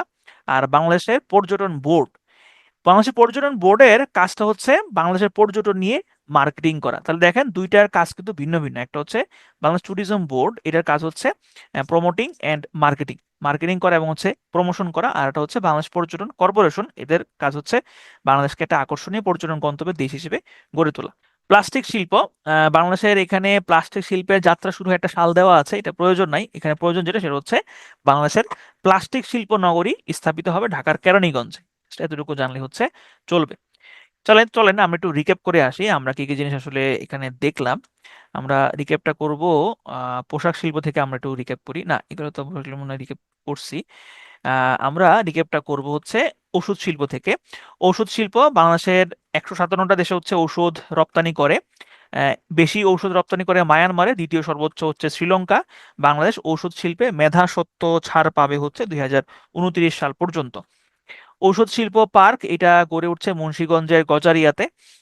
তারপরে দেশের বৃহত্তম ওষুধ কারখানা স্কয়ার ফার্মা। সার শিল্প, বাংলাদেশের সার শিল্প রয়েছে বর্তমানে সরকারি কারখানা হচ্ছে 7টি। এর মধ্যে সব থেকে বড় কারখানা হচ্ছে ঘোড়াশাল ও পলাশ সার কারখানা, এবং বাংলাদেশের প্রধান সার হচ্ছে ইউরিয়া সার। তারপরে আমরা দেখলাম হচ্ছে কাগজ শিল্প। কাগজ শিল্প নিয়ন্ত্রণ করে হচ্ছে বিসিআইসি, প্রথম কাগজ কল কর্ণফুলী কাগজ কল, এটা এখন আর বর্তমানে চালু নাই। তারপরে আমরা দেখলাম জাহাজ নির্মাণ শিল্প, এটা ট্রাস্ট সেক্টরে অন্তর্ভুক্ত করা হয়েছে। বাংলাদেশের জাহাজ নির্মাণ কারখানা মোটামুটি 3টা রয়েছে বড় বড়, খুলনা শিপইয়ার্ড, আনন্দ শিপইয়ার্ড এবং হচ্ছে চট্টগ্রাম শিপইয়ার্ড। জাহাজ ভাঙা শিল্প, এই জাহাজ ভাঙা শিল্প কিন্তু বাংলাদেশ বর্তমানে প্রথম অবস্থানে রয়েছে। চিনি শিল্প আমরা দেখলাম, বাংলাদেশ সব থেকে বড় চিনি কল হচ্ছে নর্থ বেঙ্গল সুগার মিল, এটা নাটোরে অবস্থিত। আর বাংলাদেশের বর্তমানে সর্ববৃহৎ চিনি কল হচ্ছে কেরু অ্যান্ড কো। পাট শিল্পের মধ্যে আমরা দেখলাম মোবারক আহমেদ খান, তিনি সোনালী ব্যাগের উদ্ভাবক। মেশিন টুলস ফ্যাক্টরি, এটা গাজীপুরে অবস্থিত। অস্ত্র নির্মাণ কারখানা, এটা গাজীপুরে অবস্থিত। পর্যটন শিল্প, বেসামরিক বিমান পরিবহন ও পর্যটন মন্ত্রণালয়ের আন্ডারে হচ্ছে এটা নিয়ন্ত্রিত হয়। এরপরে আমরা দেখলাম প্লাস্টিক শিল্প। প্লাস্টিক শিল্প নগরী ঢাকার কেরানীগঞ্জে অবস্থিত। বাণিজ্য মন্ত্রণালয়, বাংলাদেশের বাণিজ্য মন্ত্রণালয়, বাংলাদেশের প্রথম বাণিজ্য মন্ত্রী ছিলেন ক্যাপ্টেন এম মনসুর আলী। বাণিজ্য মন্ত্রণালয় ইংরেজি হচ্ছে ministry of commerce. EPB export promotion bureau. Export promotion ব্যুরোর মূল কাজটা হচ্ছে দেশের রপ্তানি খাতের উন্নয়ন করা এবং দেশের রপ্তানি খাতের প্রমোশন করা। তাহলে ইপিবি, এটার এব্রিভিয়েশনটা ইম্পর্টেন্ট এবং এটার কাজটা কি, এটা হচ্ছে এখানে ইম্পর্টেন্ট। বাংলাদেশ সব থেকে বেশি রপ্তানি করে যুক্তরাষ্ট্র, এটা আমরা একটু আগে দেখেছি, দেশভিত্তিক। এবং সব থেকে দ্বিতীয় সর্বোচ্চ রপ্তানি করা হচ্ছে জার্মানিতে। আর বাংলাদেশ সব থেকে বেশি কেনাকাটা করা হচ্ছে চীন থেকে, এবং দ্বিতীয় বেশি কেনাকাটা করা হচ্ছে ভারত থেকে। আসলে আগে হোক পরে হোক বাংলাদেশের আসলে চীনের দিকে যাইতে হবে, চীনের দিকে ঝুঁকতে হবে। এবং আমার কাছে মনে হয় বাংলাদেশের আসলে আগেই চীনের দিকে ঝুঁকা উচিত। আস্তে আস্তে চীনের সাথে বাংলাদেশের সম্পর্ক আরো বেশি করে বাড়ানো উচিত। কারণ এক সময় চীন হচ্ছে বিশ্ব নিয়ন্ত্রণ করবে, কিছু করার নাই, এটাই হচ্ছে আপনার আলটিমেট আপনার ফেট বলেন বা হচ্ছে ভবিষ্যৎ বলেন, এটা আসলে সত্য। চীন একসময় নিয়ন্ত্রণ করবে, ফুল ফুল পৃথিবী কন্ট্রোল করবে হচ্ছে চীন। চীন এমন এমন কিছু কাজ করতেছে যেটা আসলে আপনার পশ্চিমা বিশ্বের কল্পনার বাইরে, মানে কল্পনারও বাইরে, আপনি হচ্ছে চিন্তা করতে পারবেন না। আপনার চীন হচ্ছে আগে দেখা যাইতো যে আহ, গবেষণা গবেষণার দিক থেকে সবসময় হচ্ছে ইউরোপিয়ান কান্ট্রি বা পশ্চিমা যে কান্ট্রিগুলো ছিল তাদের হচ্ছে যে সবসময় একটা আধিক্য থাকতো। কিন্তু এখন এই জায়গাটা নিয়ে এসেছে চীন। তারা শিক্ষায় বলেন, গবেষণায় বলেন, সামরিক দিক থেকে বলেন, সব দিক থেকে এখন হচ্ছে তারা এগিয়ে যাচ্ছে। এবং আলটিমেটলি চীনই হচ্ছে যে একসময় বিশ্ব নিয়ন্ত্রণ করবে, আগে হোক বা পরে হোক। তো আমরা তো গরিব দেশ, আমরা হচ্ছে ছোট দেশ, এখন আমাদের কি দরকার? আমাদের দরকার হচ্ছে ভালো সম্পর্ক রাখা। তো সেক্ষেত্রে আগে থেকে ভালো সম্পর্ক রাখাটা আসলে জরুরি। সবচেয়ে বেশি পণ্য আমদানি করে বাংলাদেশ চীন থেকে, এবং বাংলাদেশের এই কারণে সব থেকে বেশি বাণিজ্য ঘাটতি হচ্ছে চায়নার সাথেই সব থেকে বেশি। চায়নার সাথে বাংলাদেশের বাণিজ্য ঘাটতি সব থেকে বেশি, কারণ বাংলাদেশ চায়না থেকে কিনে বেশি, আমদানি করে বেশি, রপ্তানি করে হচ্ছে কম। এরপর আসলে আমরা দেখবো হচ্ছে শিল্পাঞ্চল। বাংলাদেশের শিল্পাঞ্চলগুলোর মধ্যে দুইটা অথরিটি রয়েছে যেগুলোর মধ্যে এই শিল্পাঞ্চলগুলো নিয়ন্ত্রিত হয়। একটা নাম হচ্ছে বাংলাদেশ ইকোনমিক জোনস অথরিটি বা বাংলাদেশ অর্থনৈতিক অঞ্চল কর্তৃপক্ষ। এই বেজা বা সংক্ষেপ হচ্ছে বেজা। এই বেজা প্রতিষ্ঠিত হয়েছে 2010 সালে এবং এটা নিয়ন্ত্রক হচ্ছে প্রধানমন্ত্রীর কার্যালয়। বর্তমানে প্রধানমন্ত্রীর কার্যালয় না, বর্তমানে হচ্ছে প্রধান উপদেষ্টার কার্যালয়। তবে আপনারা যখন পরীক্ষা দিবেন তখন আর মনে হয় প্রধান উপদেষ্টা থাকবে না, তখন প্রধানমন্ত্রীই থাকবে। তো যাই হোক, এটার যেটা অপশন থাকে সেটা দেখাবেন। 2030 সালের মধ্যে এটার টার্গেট ছিল টোটাল 100টা অর্থনৈতিক অঞ্চল তৈরি করা, যদিও এটা হয় নাই।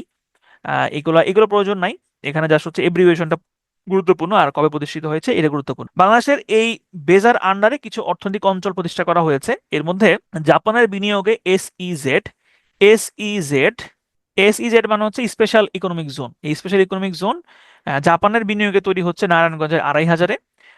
ভারতের বিনিয়োগে এসইজেড তৈরি হচ্ছে বাগেরহাটের মোংলায়, এবং চীনের বিনিয়োগে এসইজেড তৈরি হচ্ছে চট্টগ্রামের আনোয়ারাতে।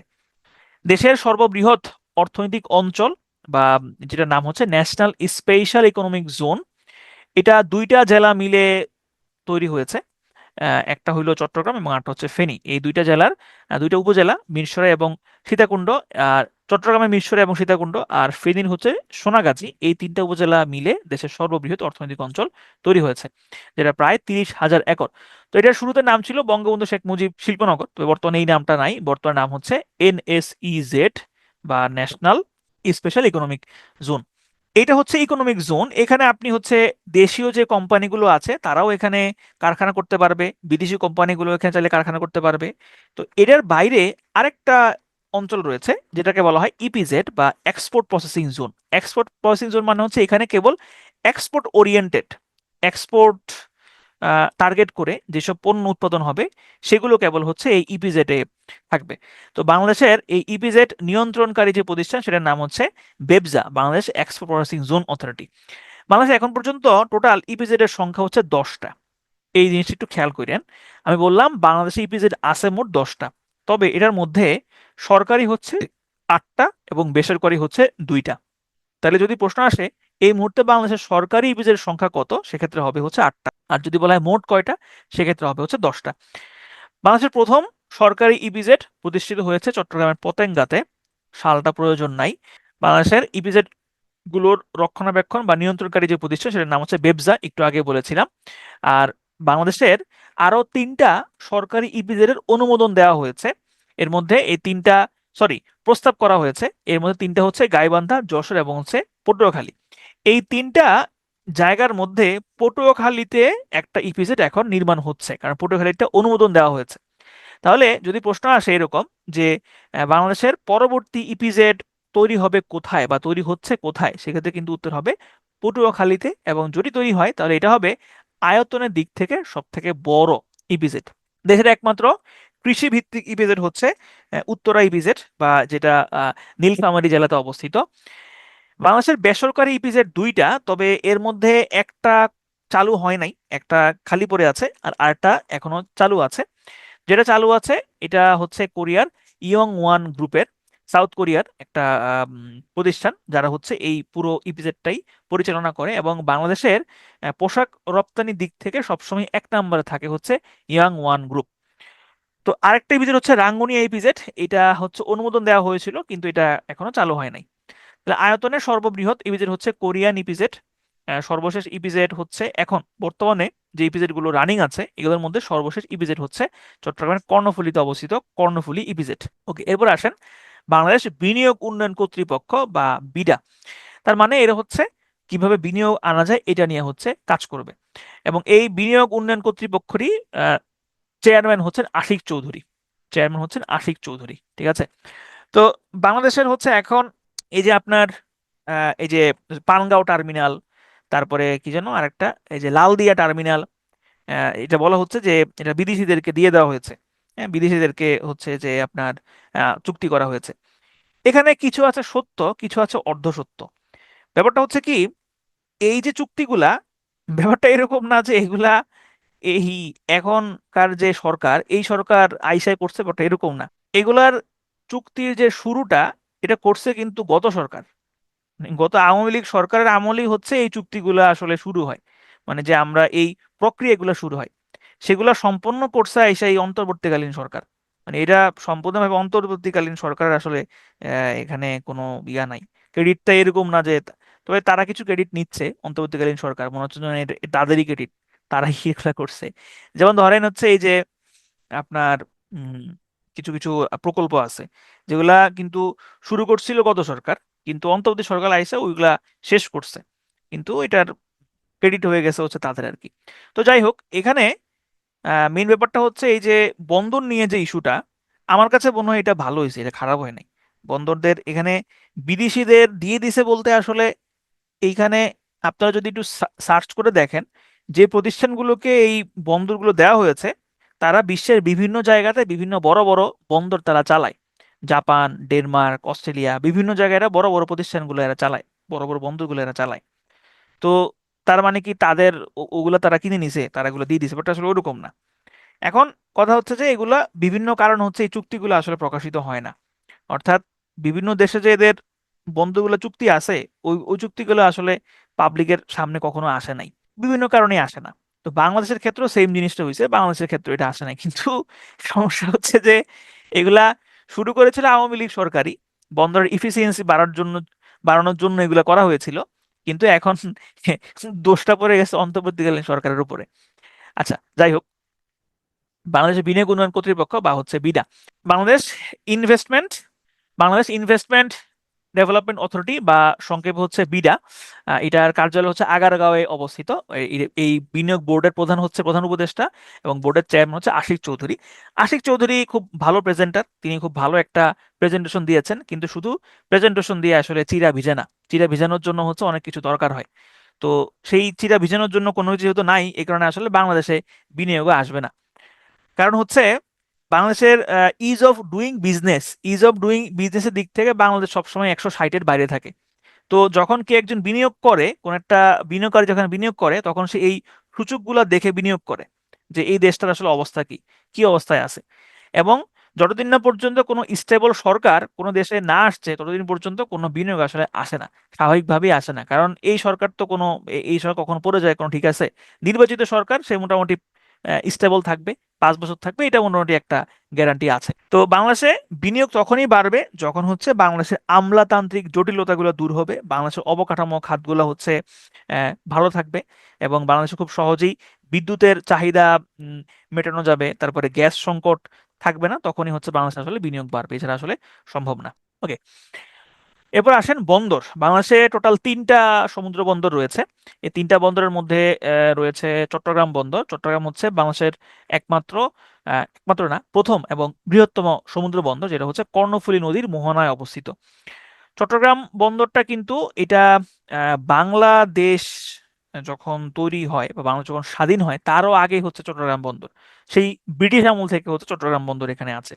মোংলা বন্দর এটা হচ্ছে বাংলাদেশের দ্বিতীয় সমুদ্র বন্দর, এবং এটাও কিন্তু বাংলাদেশের স্বাধীন হওয়ার আগেই হচ্ছে স্থাপিত হয়েছে। এই বন্দরটা তৈরি হয় হচ্ছে পাকিস্তান আমলে।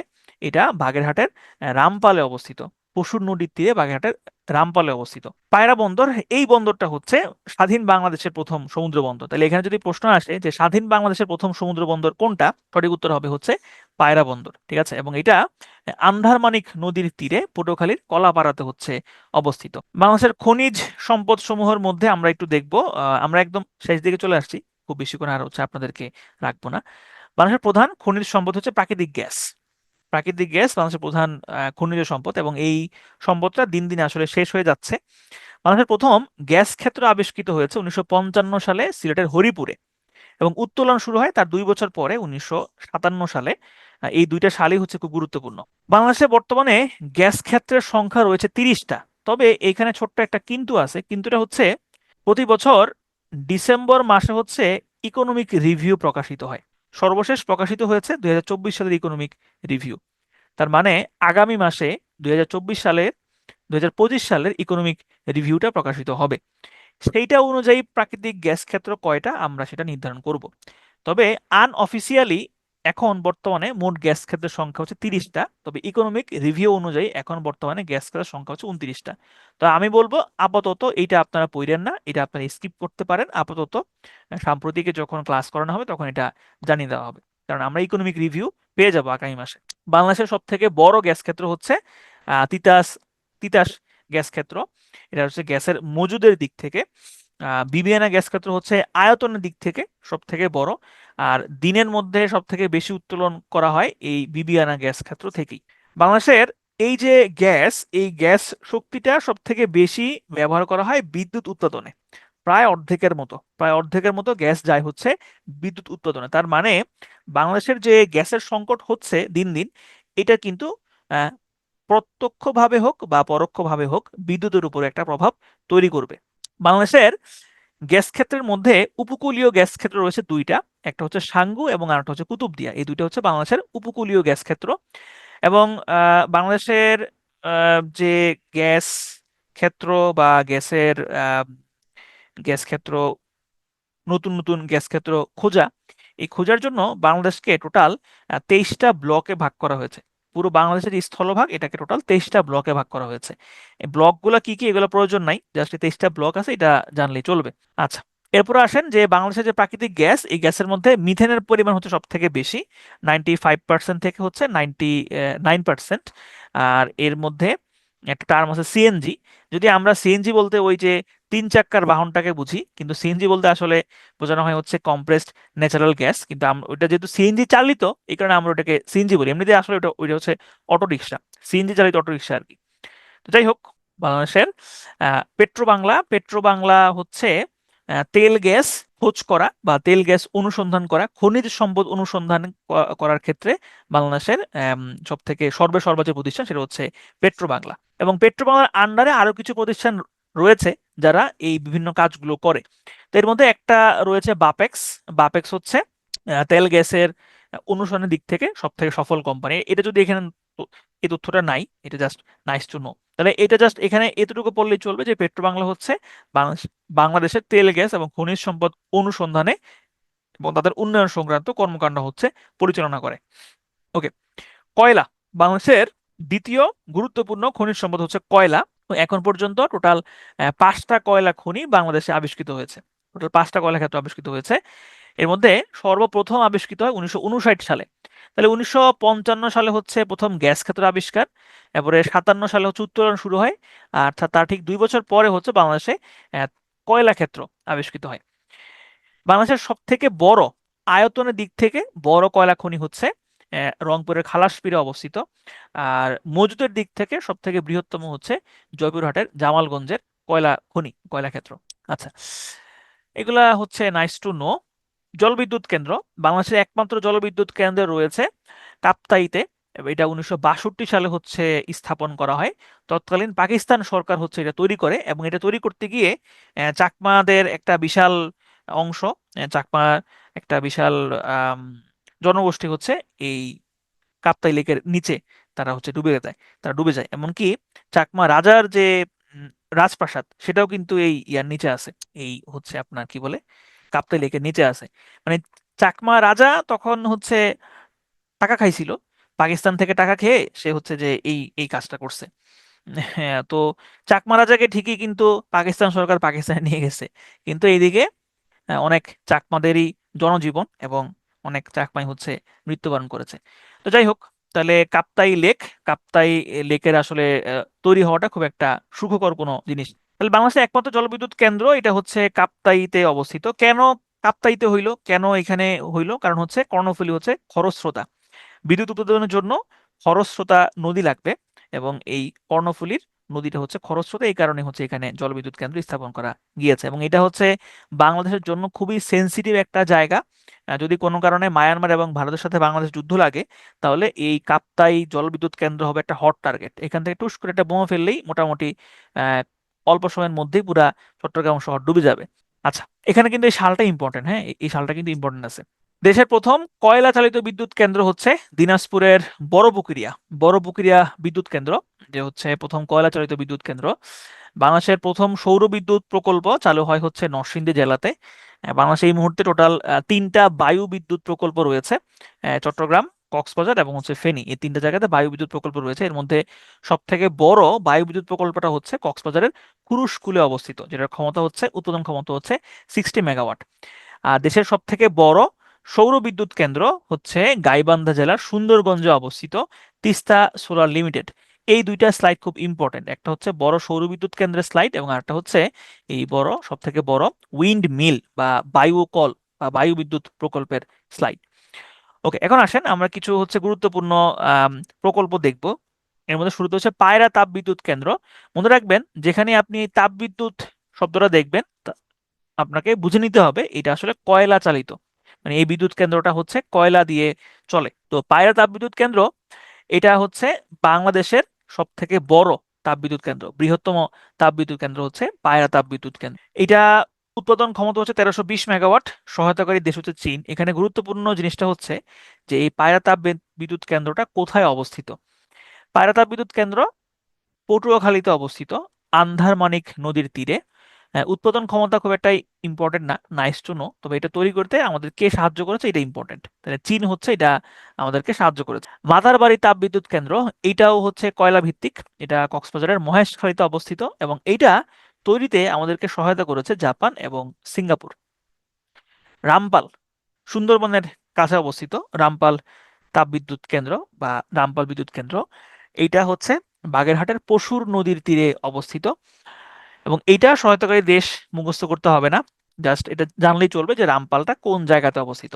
পরিবহন ও যোগাযোগ ব্যবস্থার মধ্যে এখানে কিছু এব্রিভিয়েশন আছে, দুইটা এব্রিভিয়েশন হচ্ছে ইম্পর্টেন্ট। একটা হচ্ছে BRTC, Bangladesh road transport corporation, আর বিটিআরসি হচ্ছে Bangladesh telecommunication regulatory commission. Just এই এব্রিভিয়েশন গুলো পড়লেই চলবে, বাকিগুলো ইম্পর্টেন্ট না। নৌ পরিবহন, এখানেও এটাই ইম্পর্টেন্ট না, স্কিপ করতে পারেন, এগুলা কখনোই কোনো পরীক্ষাতে আসে নাই। তবে হ্যাঁ, যদি নৌ পরিবহনের কোনো পরীক্ষা হয়, যদি যে আপনি নৌ পরিবহনের এখানে হচ্ছে নৌ পরিবহন কর্পোরেশনের কোনো পরীক্ষা আপনি দিতে গিয়েছেন, সেই ক্ষেত্রে হয়তো এইটা ইম্পর্টেন্ট আছে, তবে বিসিএস এর জন্য হচ্ছে নাইস টু নো। এরপরে আসেন আমরা দেখবো হচ্ছে কিছু প্রকল্পের শুরুতে হচ্ছে রূপপুর পারমাণবিক বিদ্যুৎ কেন্দ্র। রূপপুর পারমাণবিক বিদ্যুৎ কেন্দ্র এইটা হচ্ছে পাবনার ঈশ্বরদী রূপপুরে অবস্থিত এবং এটা হচ্ছে বাংলাদেশের একমাত্র বাংলাদেশের একমাত্র হচ্ছে পারমাণবিক পরমাণু চালিত বিদ্যুৎ কেন্দ্র।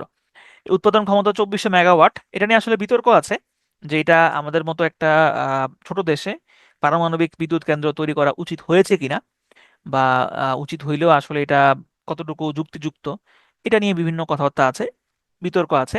তবে বাংলাদেশের যে হিসাবে বিদ্যুৎ চাহিদা বাড়ছে এবং যেভাবে আমাদের গ্যাসের সংকট দেখা দিচ্ছে, সেই হিসাবে আসলে এটা খুব একটা খারাপ প্রজেক্ট না, এটা ভালো প্রজেক্ট। হ্যাঁ, এখানে দুর্নীতি হয়েছে, অবশ্যই দুর্নীতি হয়েছে, টাকা পাচার হয়েছে, এবং এখানে এখানে রাশিয়া আসলে কতটুকু কি ভালো, কিভাবে কি নির্মাণ করেছে সেটা হয়তো আমরা জানি না।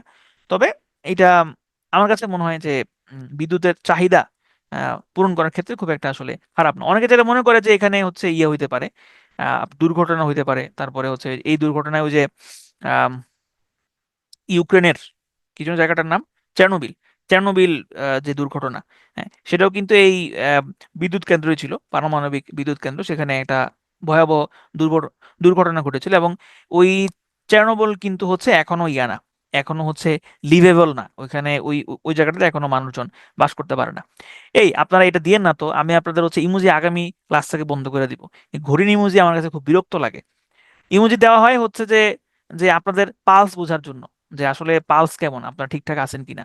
চিন্তা করছি আপনাদের এসব হচ্ছে পালস টালস বুঝতে হবে না, পালস বোঝার কোনো দরকার নাই, কালকে থেকে ইমোজি অফ করে দিব। কি ভাই আপনারা, মানে 10:30 বাজছে, ওইটা মানে ইমোজি দেখাচ্ছে 10:30 বাজে, মানে ওইটার ইমোজি আমি এখানে দেখতেছি ভেসে ভেসে মানে উপরে উঠতেছে, ঘড়ি একটা উপরে উঠতেছে, ওইটা ওইখানে 10:30 বাজে, এটা এটা খুবই বিরক্তিকর। কালকে থেকে ইমোজি অফ করে দিব। আচ্ছা, রূপপুর পারমাণবিক বিদ্যুৎ কেন্দ্র, এখানে হচ্ছে গুরুত্বপূর্ণ হচ্ছে যে এটা রাশিয়ার Rosatom, state atomic energy corporation, এইটা হচ্ছে আমাদেরকে সাহায্য করেছে এই পারমাণবিক বিদ্যুৎ কেন্দ্রটা তৈরি করার জন্য।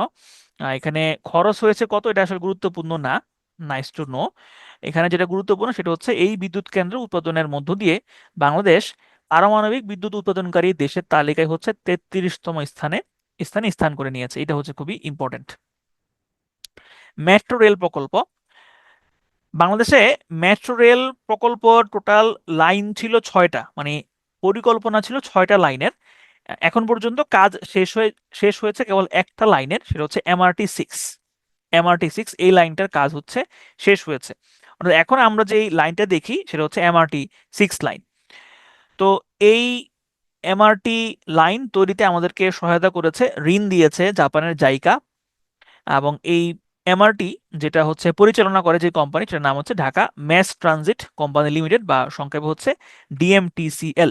MRT 6 এটার বর্তমানের যে লাইনটা, এটা হচ্ছে উত্তরা থেকে শুরু এবং কমলাপুরে গিয়ে হচ্ছে শেষ। যদিও মতিঝিল পর্যন্ত এই মুহূর্তে চালু আছে, কমলাপুর স্টেশন এখনো চালু হয় নাই, চালু হবে অদূর ভবিষ্যতে। এখানে এই এই স্লাইডটা ইম্পর্টেন্ট না, এখানে গুরুত্বপূর্ণ হচ্ছে এইটা। MRT 6 যে লাইনটা, এটার স্টেশন সংখ্যা হচ্ছে টোটাল 17টা। এটা কোনো একটা পরীক্ষাতে আসছিল, ব্যাংকের মনে কোনো একটা পরীক্ষাতে আসছিল যে বর্তমানে স্টেশন সংখ্যা কত। তাহলে MRT 6 লাইনের বর্তমানে স্টেশন সংখ্যা হচ্ছে 6টা। আর হচ্ছে টোটাল যে মেট্রো লাইন, এটা রুট হচ্ছে টোটাল 6টা। মানে এখনো MRT 6, তো তাহলে MRT 6 মানে হচ্ছে 6টা লাইন, সেক্ষেত্রে 6টা রুট হবে, এটাই স্বাভাবিক। আর বর্তমানে যেই MRT 6 লাইনটা চালু আছে, এটার টোটাল দৈর্ঘ্য হচ্ছে 21.26 কিলোমিটার। এটা এতটুকু জানলেই হচ্ছে চলবে। মাদারবাড়ি গভীর সমুদ্র বন্দর, বাংলাদেশে 3টা সমুদ্র বন্দর রয়েছে, আর বাংলাদেশের চতুর্থ সমুদ্র বন্দর হতে যাচ্ছে মাদারবাড়ি গভীর সমুদ্র বন্দর। অন্তর্বর্তীকালীন সরকার গত সরকারের অনেকগুলো প্রকল্প বন্ধ করে দিলেও কিছু প্রকল্প বন্ধ করে নাই, তার মধ্যে একটা হচ্ছে এই মাতারবাড়ি গভীর সমুদ্র বন্দর। কারণ আসলে এই প্রকল্পটা আমাদের জন্য খুব গুরুত্বপূর্ণ একটা প্রকল্প। কারণ হচ্ছে চট্টগ্রাম বন্দর, মোংলা বন্দর বা পায়রা বন্দর, এখানে বড় বড় যেই জাহাজগুলো আছে, লার্জ ভেসেল যেগুলো আছে, সেগুলো আসলে নোঙ্গর করতে পারে না। কারণ হচ্ছে আমাদের এই বন্দরগুলোর গভীরতা খুব বেশি না, গভীরতা হচ্ছে কম। তো এই কারণে এখানে আহ, বড় বড় জাহাজগুলো নোঙ্গর করতে পারে না। এগুলো সমুদ্র বন্দরের কিছুটা দূরে নোঙ্গর করে থাকে। তখন হচ্ছে ওই জাহাজগুলো থেকে ছোট ছোট জাহাজে করে কন্টেইনার এগুলো বন্দরে নিয়ে আসতে হয়। এটা খুবই সময় সাপেক্ষ একটা ব্যাপার। তাহলে এই মাতারবাড়ি গভীর সমুদ্র বন্দরটা তৈরি হইলে হচ্ছে এই সমস্যাটা আসলে কেটে যাবে। তো এইটা কোথায় অবস্থিত? মাতারবাড়ি হচ্ছে এটা কক্সবাজারের মহেশখালী উপজেলাতে অবস্থিত, এবং এটা তৈরির পিছনে আমাদেরকে সাহায্য করছে হচ্ছে জাপান, এবং আশা করা যাচ্ছে 2026 সালে এই মাতারবাড়ি সমুদ্র বন্দরটা আমরা হাতে পাবো। এখানে চ্যানেলের গভীরতা, মানে হচ্ছে এটার গভীরতা হচ্ছে 18.5 মিটার। গভীর সমুদ্র বন্দরগুলোর গভীরতাগুলো এরকমই হয়। চ্যানেলের দৈর্ঘ্য হচ্ছে 14.3 কিলোমিটার। কর্ণফুলী টানেল, এটা খুব একটা ইম্পর্টেন্ট না, এখন এটা পরীক্ষার জন্য আসবে না, আপনারা এটা স্কিপ করতে পারেন, এটাকে ক্রস দিয়ে দিলাম। BRT বাস র্যাপিড ট্রানজিট প্রকল্প, এটা হচ্ছে গাজীপুর থেকে শাহজালাল বিমানবন্দর পর্যন্ত একটা প্রকল্প। এটার হচ্ছে স্টেশন কত, দৈর্ঘ্য কত প্রয়োজন নাই, জাস্ট জানলে চলবে যে এটা কোথা থেকে কত পর্যন্ত আছে, গাজীপুর থেকে শাহজালাল। আর এটা হচ্ছে ঢাকা এলিভেটেড এক্সপ্রেসওয়ে, এটা খুব গুরুত্বপূর্ণ একটা প্রকল্প, এবং এই প্রকল্পটাও কিন্তু অন্তর্বর্তীকালীন সরকার বন্ধ করে নাই, এবং এটার কাজ কিন্তু এখনো চলছে। এই যে আমরা যে এই ইয়াটা দেখি, যেমন এখন হচ্ছে এই যে এয়ারপোর্ট থেকে উঠা যায়, এয়ারপোর্ট থেকে উঠে আপনার যে তেজগাঁওতে নামা যায়। তো এইটাই হচ্ছে যদি ফুল চালু হয় তাহলে একদম এয়ারপোর্ট থেকে একদম আপনার সেই যাত্রাবাড়িতে গিয়ে হচ্ছে এটা নামবে। তখন হচ্ছে ঢাকার যানজট হচ্ছে অনেকটাই কমার চান্স থাকবে। তো ঢাকা এলিভেটেড এক্সপ্রেসওয়ে, এটার দৈর্ঘ্য প্রায় 20 কিলোমিটারের মতো, এবং এটা হচ্ছে এখানে আমাদেরকে সাহায্য করেছে ইতালি এবং হচ্ছে থাইল্যান্ড। বদ্বীপ পরিকল্পনা, ডেল্টা প্ল্যান বা বদ্বীপ পরিকল্পনা, ডেল্টা প্ল্যান নিয়ে বিস্তারিত আলোচনা হবে আপনাদের, মানে ডেল্টা কি, কেন বাংলাদেশ সব থেকে বড় বদ্বীপ, এগুলো নিয়ে আলোচনা হবে। তবে এটা এই মুহূর্তে আলোচনা না, এটা হচ্ছে ভূগোলের আলোচনা। তো বদ্বীপ পরিকল্পনা, এইটার মেইন থিমটাই হচ্ছে বাংলাদেশ একটা নদীমাতৃক দেশ। বাংলাদেশে হচ্ছে বিপুল সংখ্যক নদী রয়েছে, প্রায় 1400+ নদী রয়েছে বাংলাদেশে। তো এই নদীগুলোর সুষ্ঠু ব্যবহার, নদীর পানির সুষ্ঠু ব্যবহার, নদী ভাঙন রোধ করা, এবং বাংলাদেশ যে দিন দিন সমুদ্রের নিচে ডুবে যাচ্ছে, অর্থাৎ সমুদ্র পানির যে উচ্চতা বাড়ছে এবং উচ্চতা বাড়ার কারণে বাংলাদেশের বিভিন্ন জায়গাতে লবণাক্ত পানির পরিমাণটা বেড়ে যাচ্ছে, এইগুলো কমানোর জন্যই হচ্ছে বাংলাদেশের একটা দীর্ঘমেয়াদী পরিকল্পনা হাতে নেয়, যেটার নাম হচ্ছে বদ্বীপ পরিকল্পনা বা ডেল্টা প্ল্যান। এই ডেল্টা প্ল্যানটা বাংলাদেশ নিয়েছে আহ, নেদারল্যান্ডসের সাহায্যে, কারণ এই নেদারল্যান্ডসও কিন্তু তাদের দেশে এরকম একটা প্রকল্প নিয়ে তারা এখন অনেক কিছুই, তাদের যে নদী বলেন, তারপরে হচ্ছে তাদের আহ, নতুন নতুন ভূমি তারা তৈরি করতে পারছে। বাংলাদেশেও কিন্তু নতুন নতুন ভূমি তৈরি হয়, যেমন হাতিয়া হাতিয়া হচ্ছে খুব ভালো একটা উদাহরণ। হাতিয়ার সাইজ কিন্তু দিন দিন বাড়ছে, এবং হাতিয়া অদূর ভবিষ্যতে হয়তো বা জেলা হয়েও যেতে পারে। আচ্ছা, তারপরে দেখেন এই বদ্বীপ পরিকল্পনা, এখানে কিছু হিসাব নিকাশ দেওয়া আছে, এগুলো আসলে কোনো প্রয়োজন নাই। এখানে যেটা প্রয়োজন সেটা হচ্ছে এই বদ্বীপ পরিকল্পনা বাস্তবায়ন করার জন্য বাংলাদেশকে টোটাল 6টা হটস্পটে ভাগ করা হয়েছে, 6টা অঞ্চলে ভাগ করা হয়েছে। এই অঞ্চলগুলো হচ্ছে উপকূলীয় অঞ্চল, পার্বত্য চট্টগ্রাম, নগর এলাকা, নদী অঞ্চল এবং মোহনা, বরেন্দ্র ও খরাপ্রবণ অঞ্চল, হাওর ও আকস্মিক বন্যাপ্রবণ অঞ্চল। এগুলো হচ্ছে সেই 6টা হটস্পট। ওকে, এগুলো ইংরেজিতে এখানে দেওয়া আছে। মেগা প্রজেক্টে কে কোন জায়গাতে বাংলাদেশকে সাহায্য করেছে, এখানে গুরুত্বপূর্ণ হচ্ছে আপনার এই ডেল্টা প্ল্যান, তারপরে গুরুত্বপূর্ণ হচ্ছে জাতীয় স্মার্ট পরিচয়পত্র, তারপরে হচ্ছে ই পাসপোর্ট, রূপপুর এবং মেট্রো রেল। এই 5টা পড়বেন, বাকিগুলো ইম্পর্টেন্ট না। তাহলে মেট্রো রেল প্রকল্পতে সাহায্য করেছে জাপান, রূপপুর হচ্ছে রাশিয়া, ই পাসপোর্ট হচ্ছে জার্মানি, স্মার্ট জাতীয় পরিচয়পত্র ফ্রান্স, ডেল্টা প্ল্যানে হচ্ছে নেদারল্যান্ডস। আর আজকের সর্বশেষ স্লাইড হচ্ছে বিভিন্ন প্রযুক্তি দিক থেকে বাংলাদেশ কততম। এখানে হচ্ছে এই পারমাণবিক ক্লাবে কততম, এইটা হচ্ছে ইম্পর্টেন্ট। এখানে মেট্রো রেলে কততম এটা পড়তে পারেন, 60। আর হচ্ছে আলট্রা সুপার ক্রিটিক্যাল টেকনোলজি, এই টেকনোলজিটা হচ্ছে যখন আপনি কোনো একটা বিদ্যুৎ কেন্দ্রে কয়লা ইউজ করবেন, জ্বালানি হিসেবে কয়লা ইউজ করবেন, তো এই কয়লাটা পোড়াইলে বাতাসে ক্ষতিকর গ্যাস বা জলবায়ুর বা আবহাওয়ার পরিবেশের ক্ষতি করে, এই ধরনের গ্যাস এখান থেকে হচ্ছে নিঃসরণ হবে। তো যাতে করে এই গ্যাসের নিঃসরণটা কম হয়, সেই কারণে একটা প্রযুক্তি ব্যবহার করা হয় এই কয়লা বিদ্যুৎ কেন্দ্রগুলোতে। সেই প্রযুক্তিটার নামই হচ্ছে মূলত আলট্রা সুপার ক্রিটিক্যাল টেকনোলজি। তো বাংলাদেশ এই প্রযুক্তির ব্যবহারের দিকে তালিকায় হচ্ছে 13তম। এখানে এই 3টা পড়লে মোটামুটি চলবে। চলেন আমরা একটু রিক্যাপ করে আসি। আমাদের আজকে ক্লাস, শিল্প বাণিজ্য ক্লাস শেষ। আমরা একটু রিক্যাপ করে আসি। আমরা রিক্যাপ করবো কোত্থেকে? আমরা রিক্যাপ করবো হচ্ছে শিল্পাঞ্চল থেকে আমরা রিক্যাপ করি। শিল্পাঞ্চল হচ্ছে বাংলাদেশের বেজা এবং বেবজা, এই 2টা অথরিটি রয়েছে যারা বাংলাদেশ শিল্পাঞ্চলগুলো হচ্ছে নিয়ন্ত্রণ করে। এর মধ্যে বাংলাদেশ ইকোনমিক জোন অথরিটি বা বেজা, এটা প্রতিষ্ঠিত হয় 2010-এ। তারপর হচ্ছে আহ, এই বেজার আন্ডারে রয়েছে দেশের সর্ববৃহৎ অর্থনৈতিক অঞ্চল NSEZ, national economic special economic zone. এরপরে হচ্ছে BEPZA, Bangladesh export processing zone authority. বাংলাদেশের টোটাল ইপিজেড এর সংখ্যা হচ্ছে 10টা, এর মধ্যে সরকারি 8টা এবং বেসরকারি হচ্ছে 2টা। আচ্ছা, এইখানে আমরা দেখলাম হচ্ছে BIDA, Bangladesh investment development authority, আগারগাঁওতে অবস্থিত। প্রধান উপদেষ্টা হচ্ছে বোর্ডের প্রধান এবং বোর্ডের চেয়ারম্যান হচ্ছে আশিক চৌধুরী। 3টা সমুদ্র বন্দর বাংলাদেশে রয়েছে, চট্টগ্রাম, মংলা এবং পায়রা। চতুর্থ সমুদ্র বন্দর হতে যাচ্ছে মাতারবাড়ি সমুদ্র বন্দর। ওকে, তারপরে আমরা দেখলাম খনিজ সম্পদের মধ্যে 1 নম্বর হচ্ছে প্রাকৃতিক গ্যাস। প্রাকৃতিক গ্যাসের পরে 2 নম্বরে রয়েছে কয়লা। আরো কিছু খনিজ সম্পদ রয়েছে, যেমন ধরেন চীনামাটি আছে, তারপরে হচ্ছে আপনার চুনাপাথর আছে, তারপর আর কি কি যেন আছে ভুলে গেছি। তো ওগুলো খুব একটা ইম্পর্টেন্ট না আর কি, মানে ওগুলো খুব একটা সিগনিফিকেন্ট না, তো এই কারণে ওগুলো এখানে আলোচনাতে আনা হয় নাই এবং ওগুলা পরীক্ষাটা তেমন একটা আসে না। তো বাংলাদেশে কিন্তু স্বর্ণ পাওয়ার কোনো সম্ভাবনা নাই, বুঝছেন?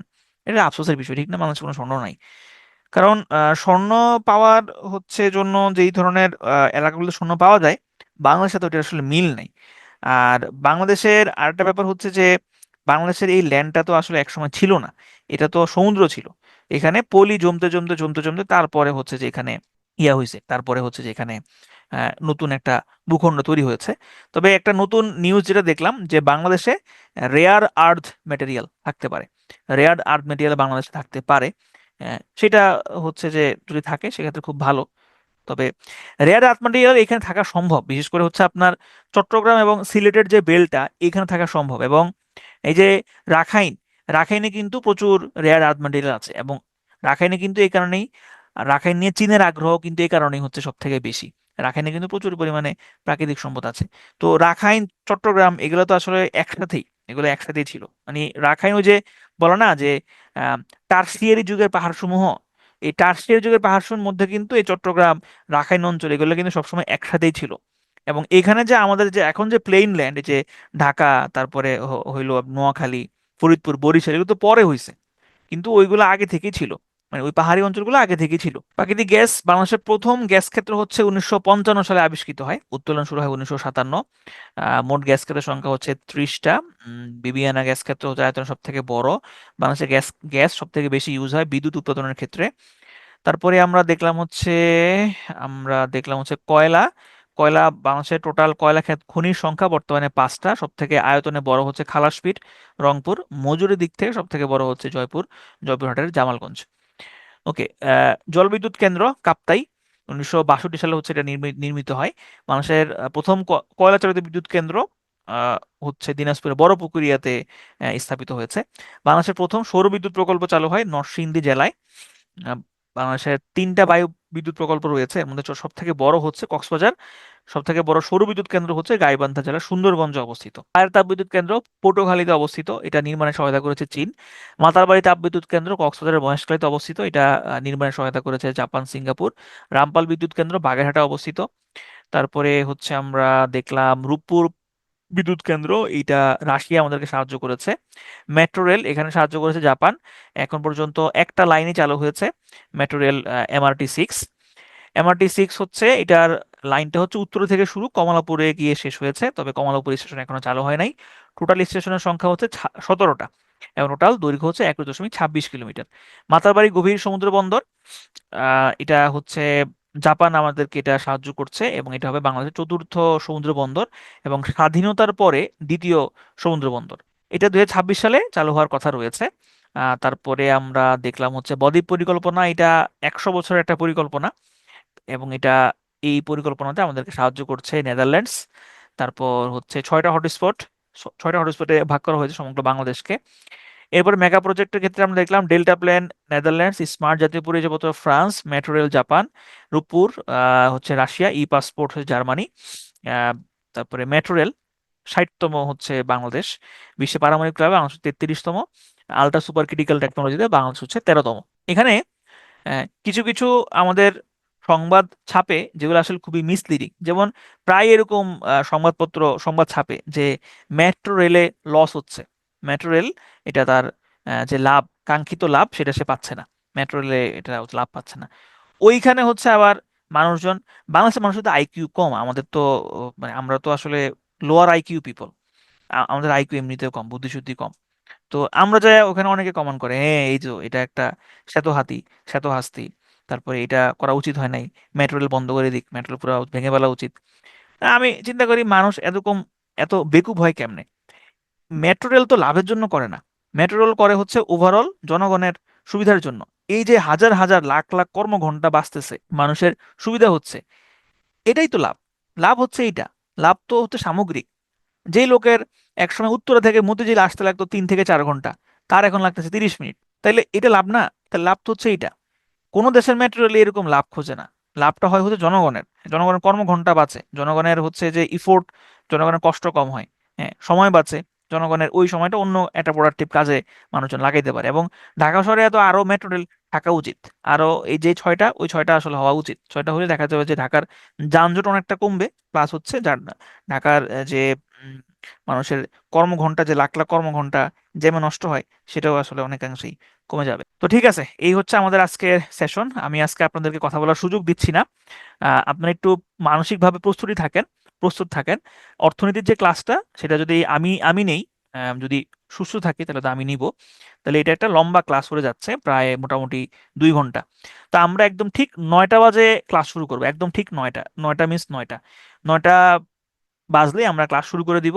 মাঝখানে একটা ছোট্ট ব্রেক থাকবে, তারপরে আমরা মোটামুটি 2 ঘন্টার একটা ক্লাসে পড়াটা শেষ করার চেষ্টা করব। ঠিক আছে, আজকে এই পর্যন্তই। সবাই ভালো থাকবেন, সুস্থ থাকবেন।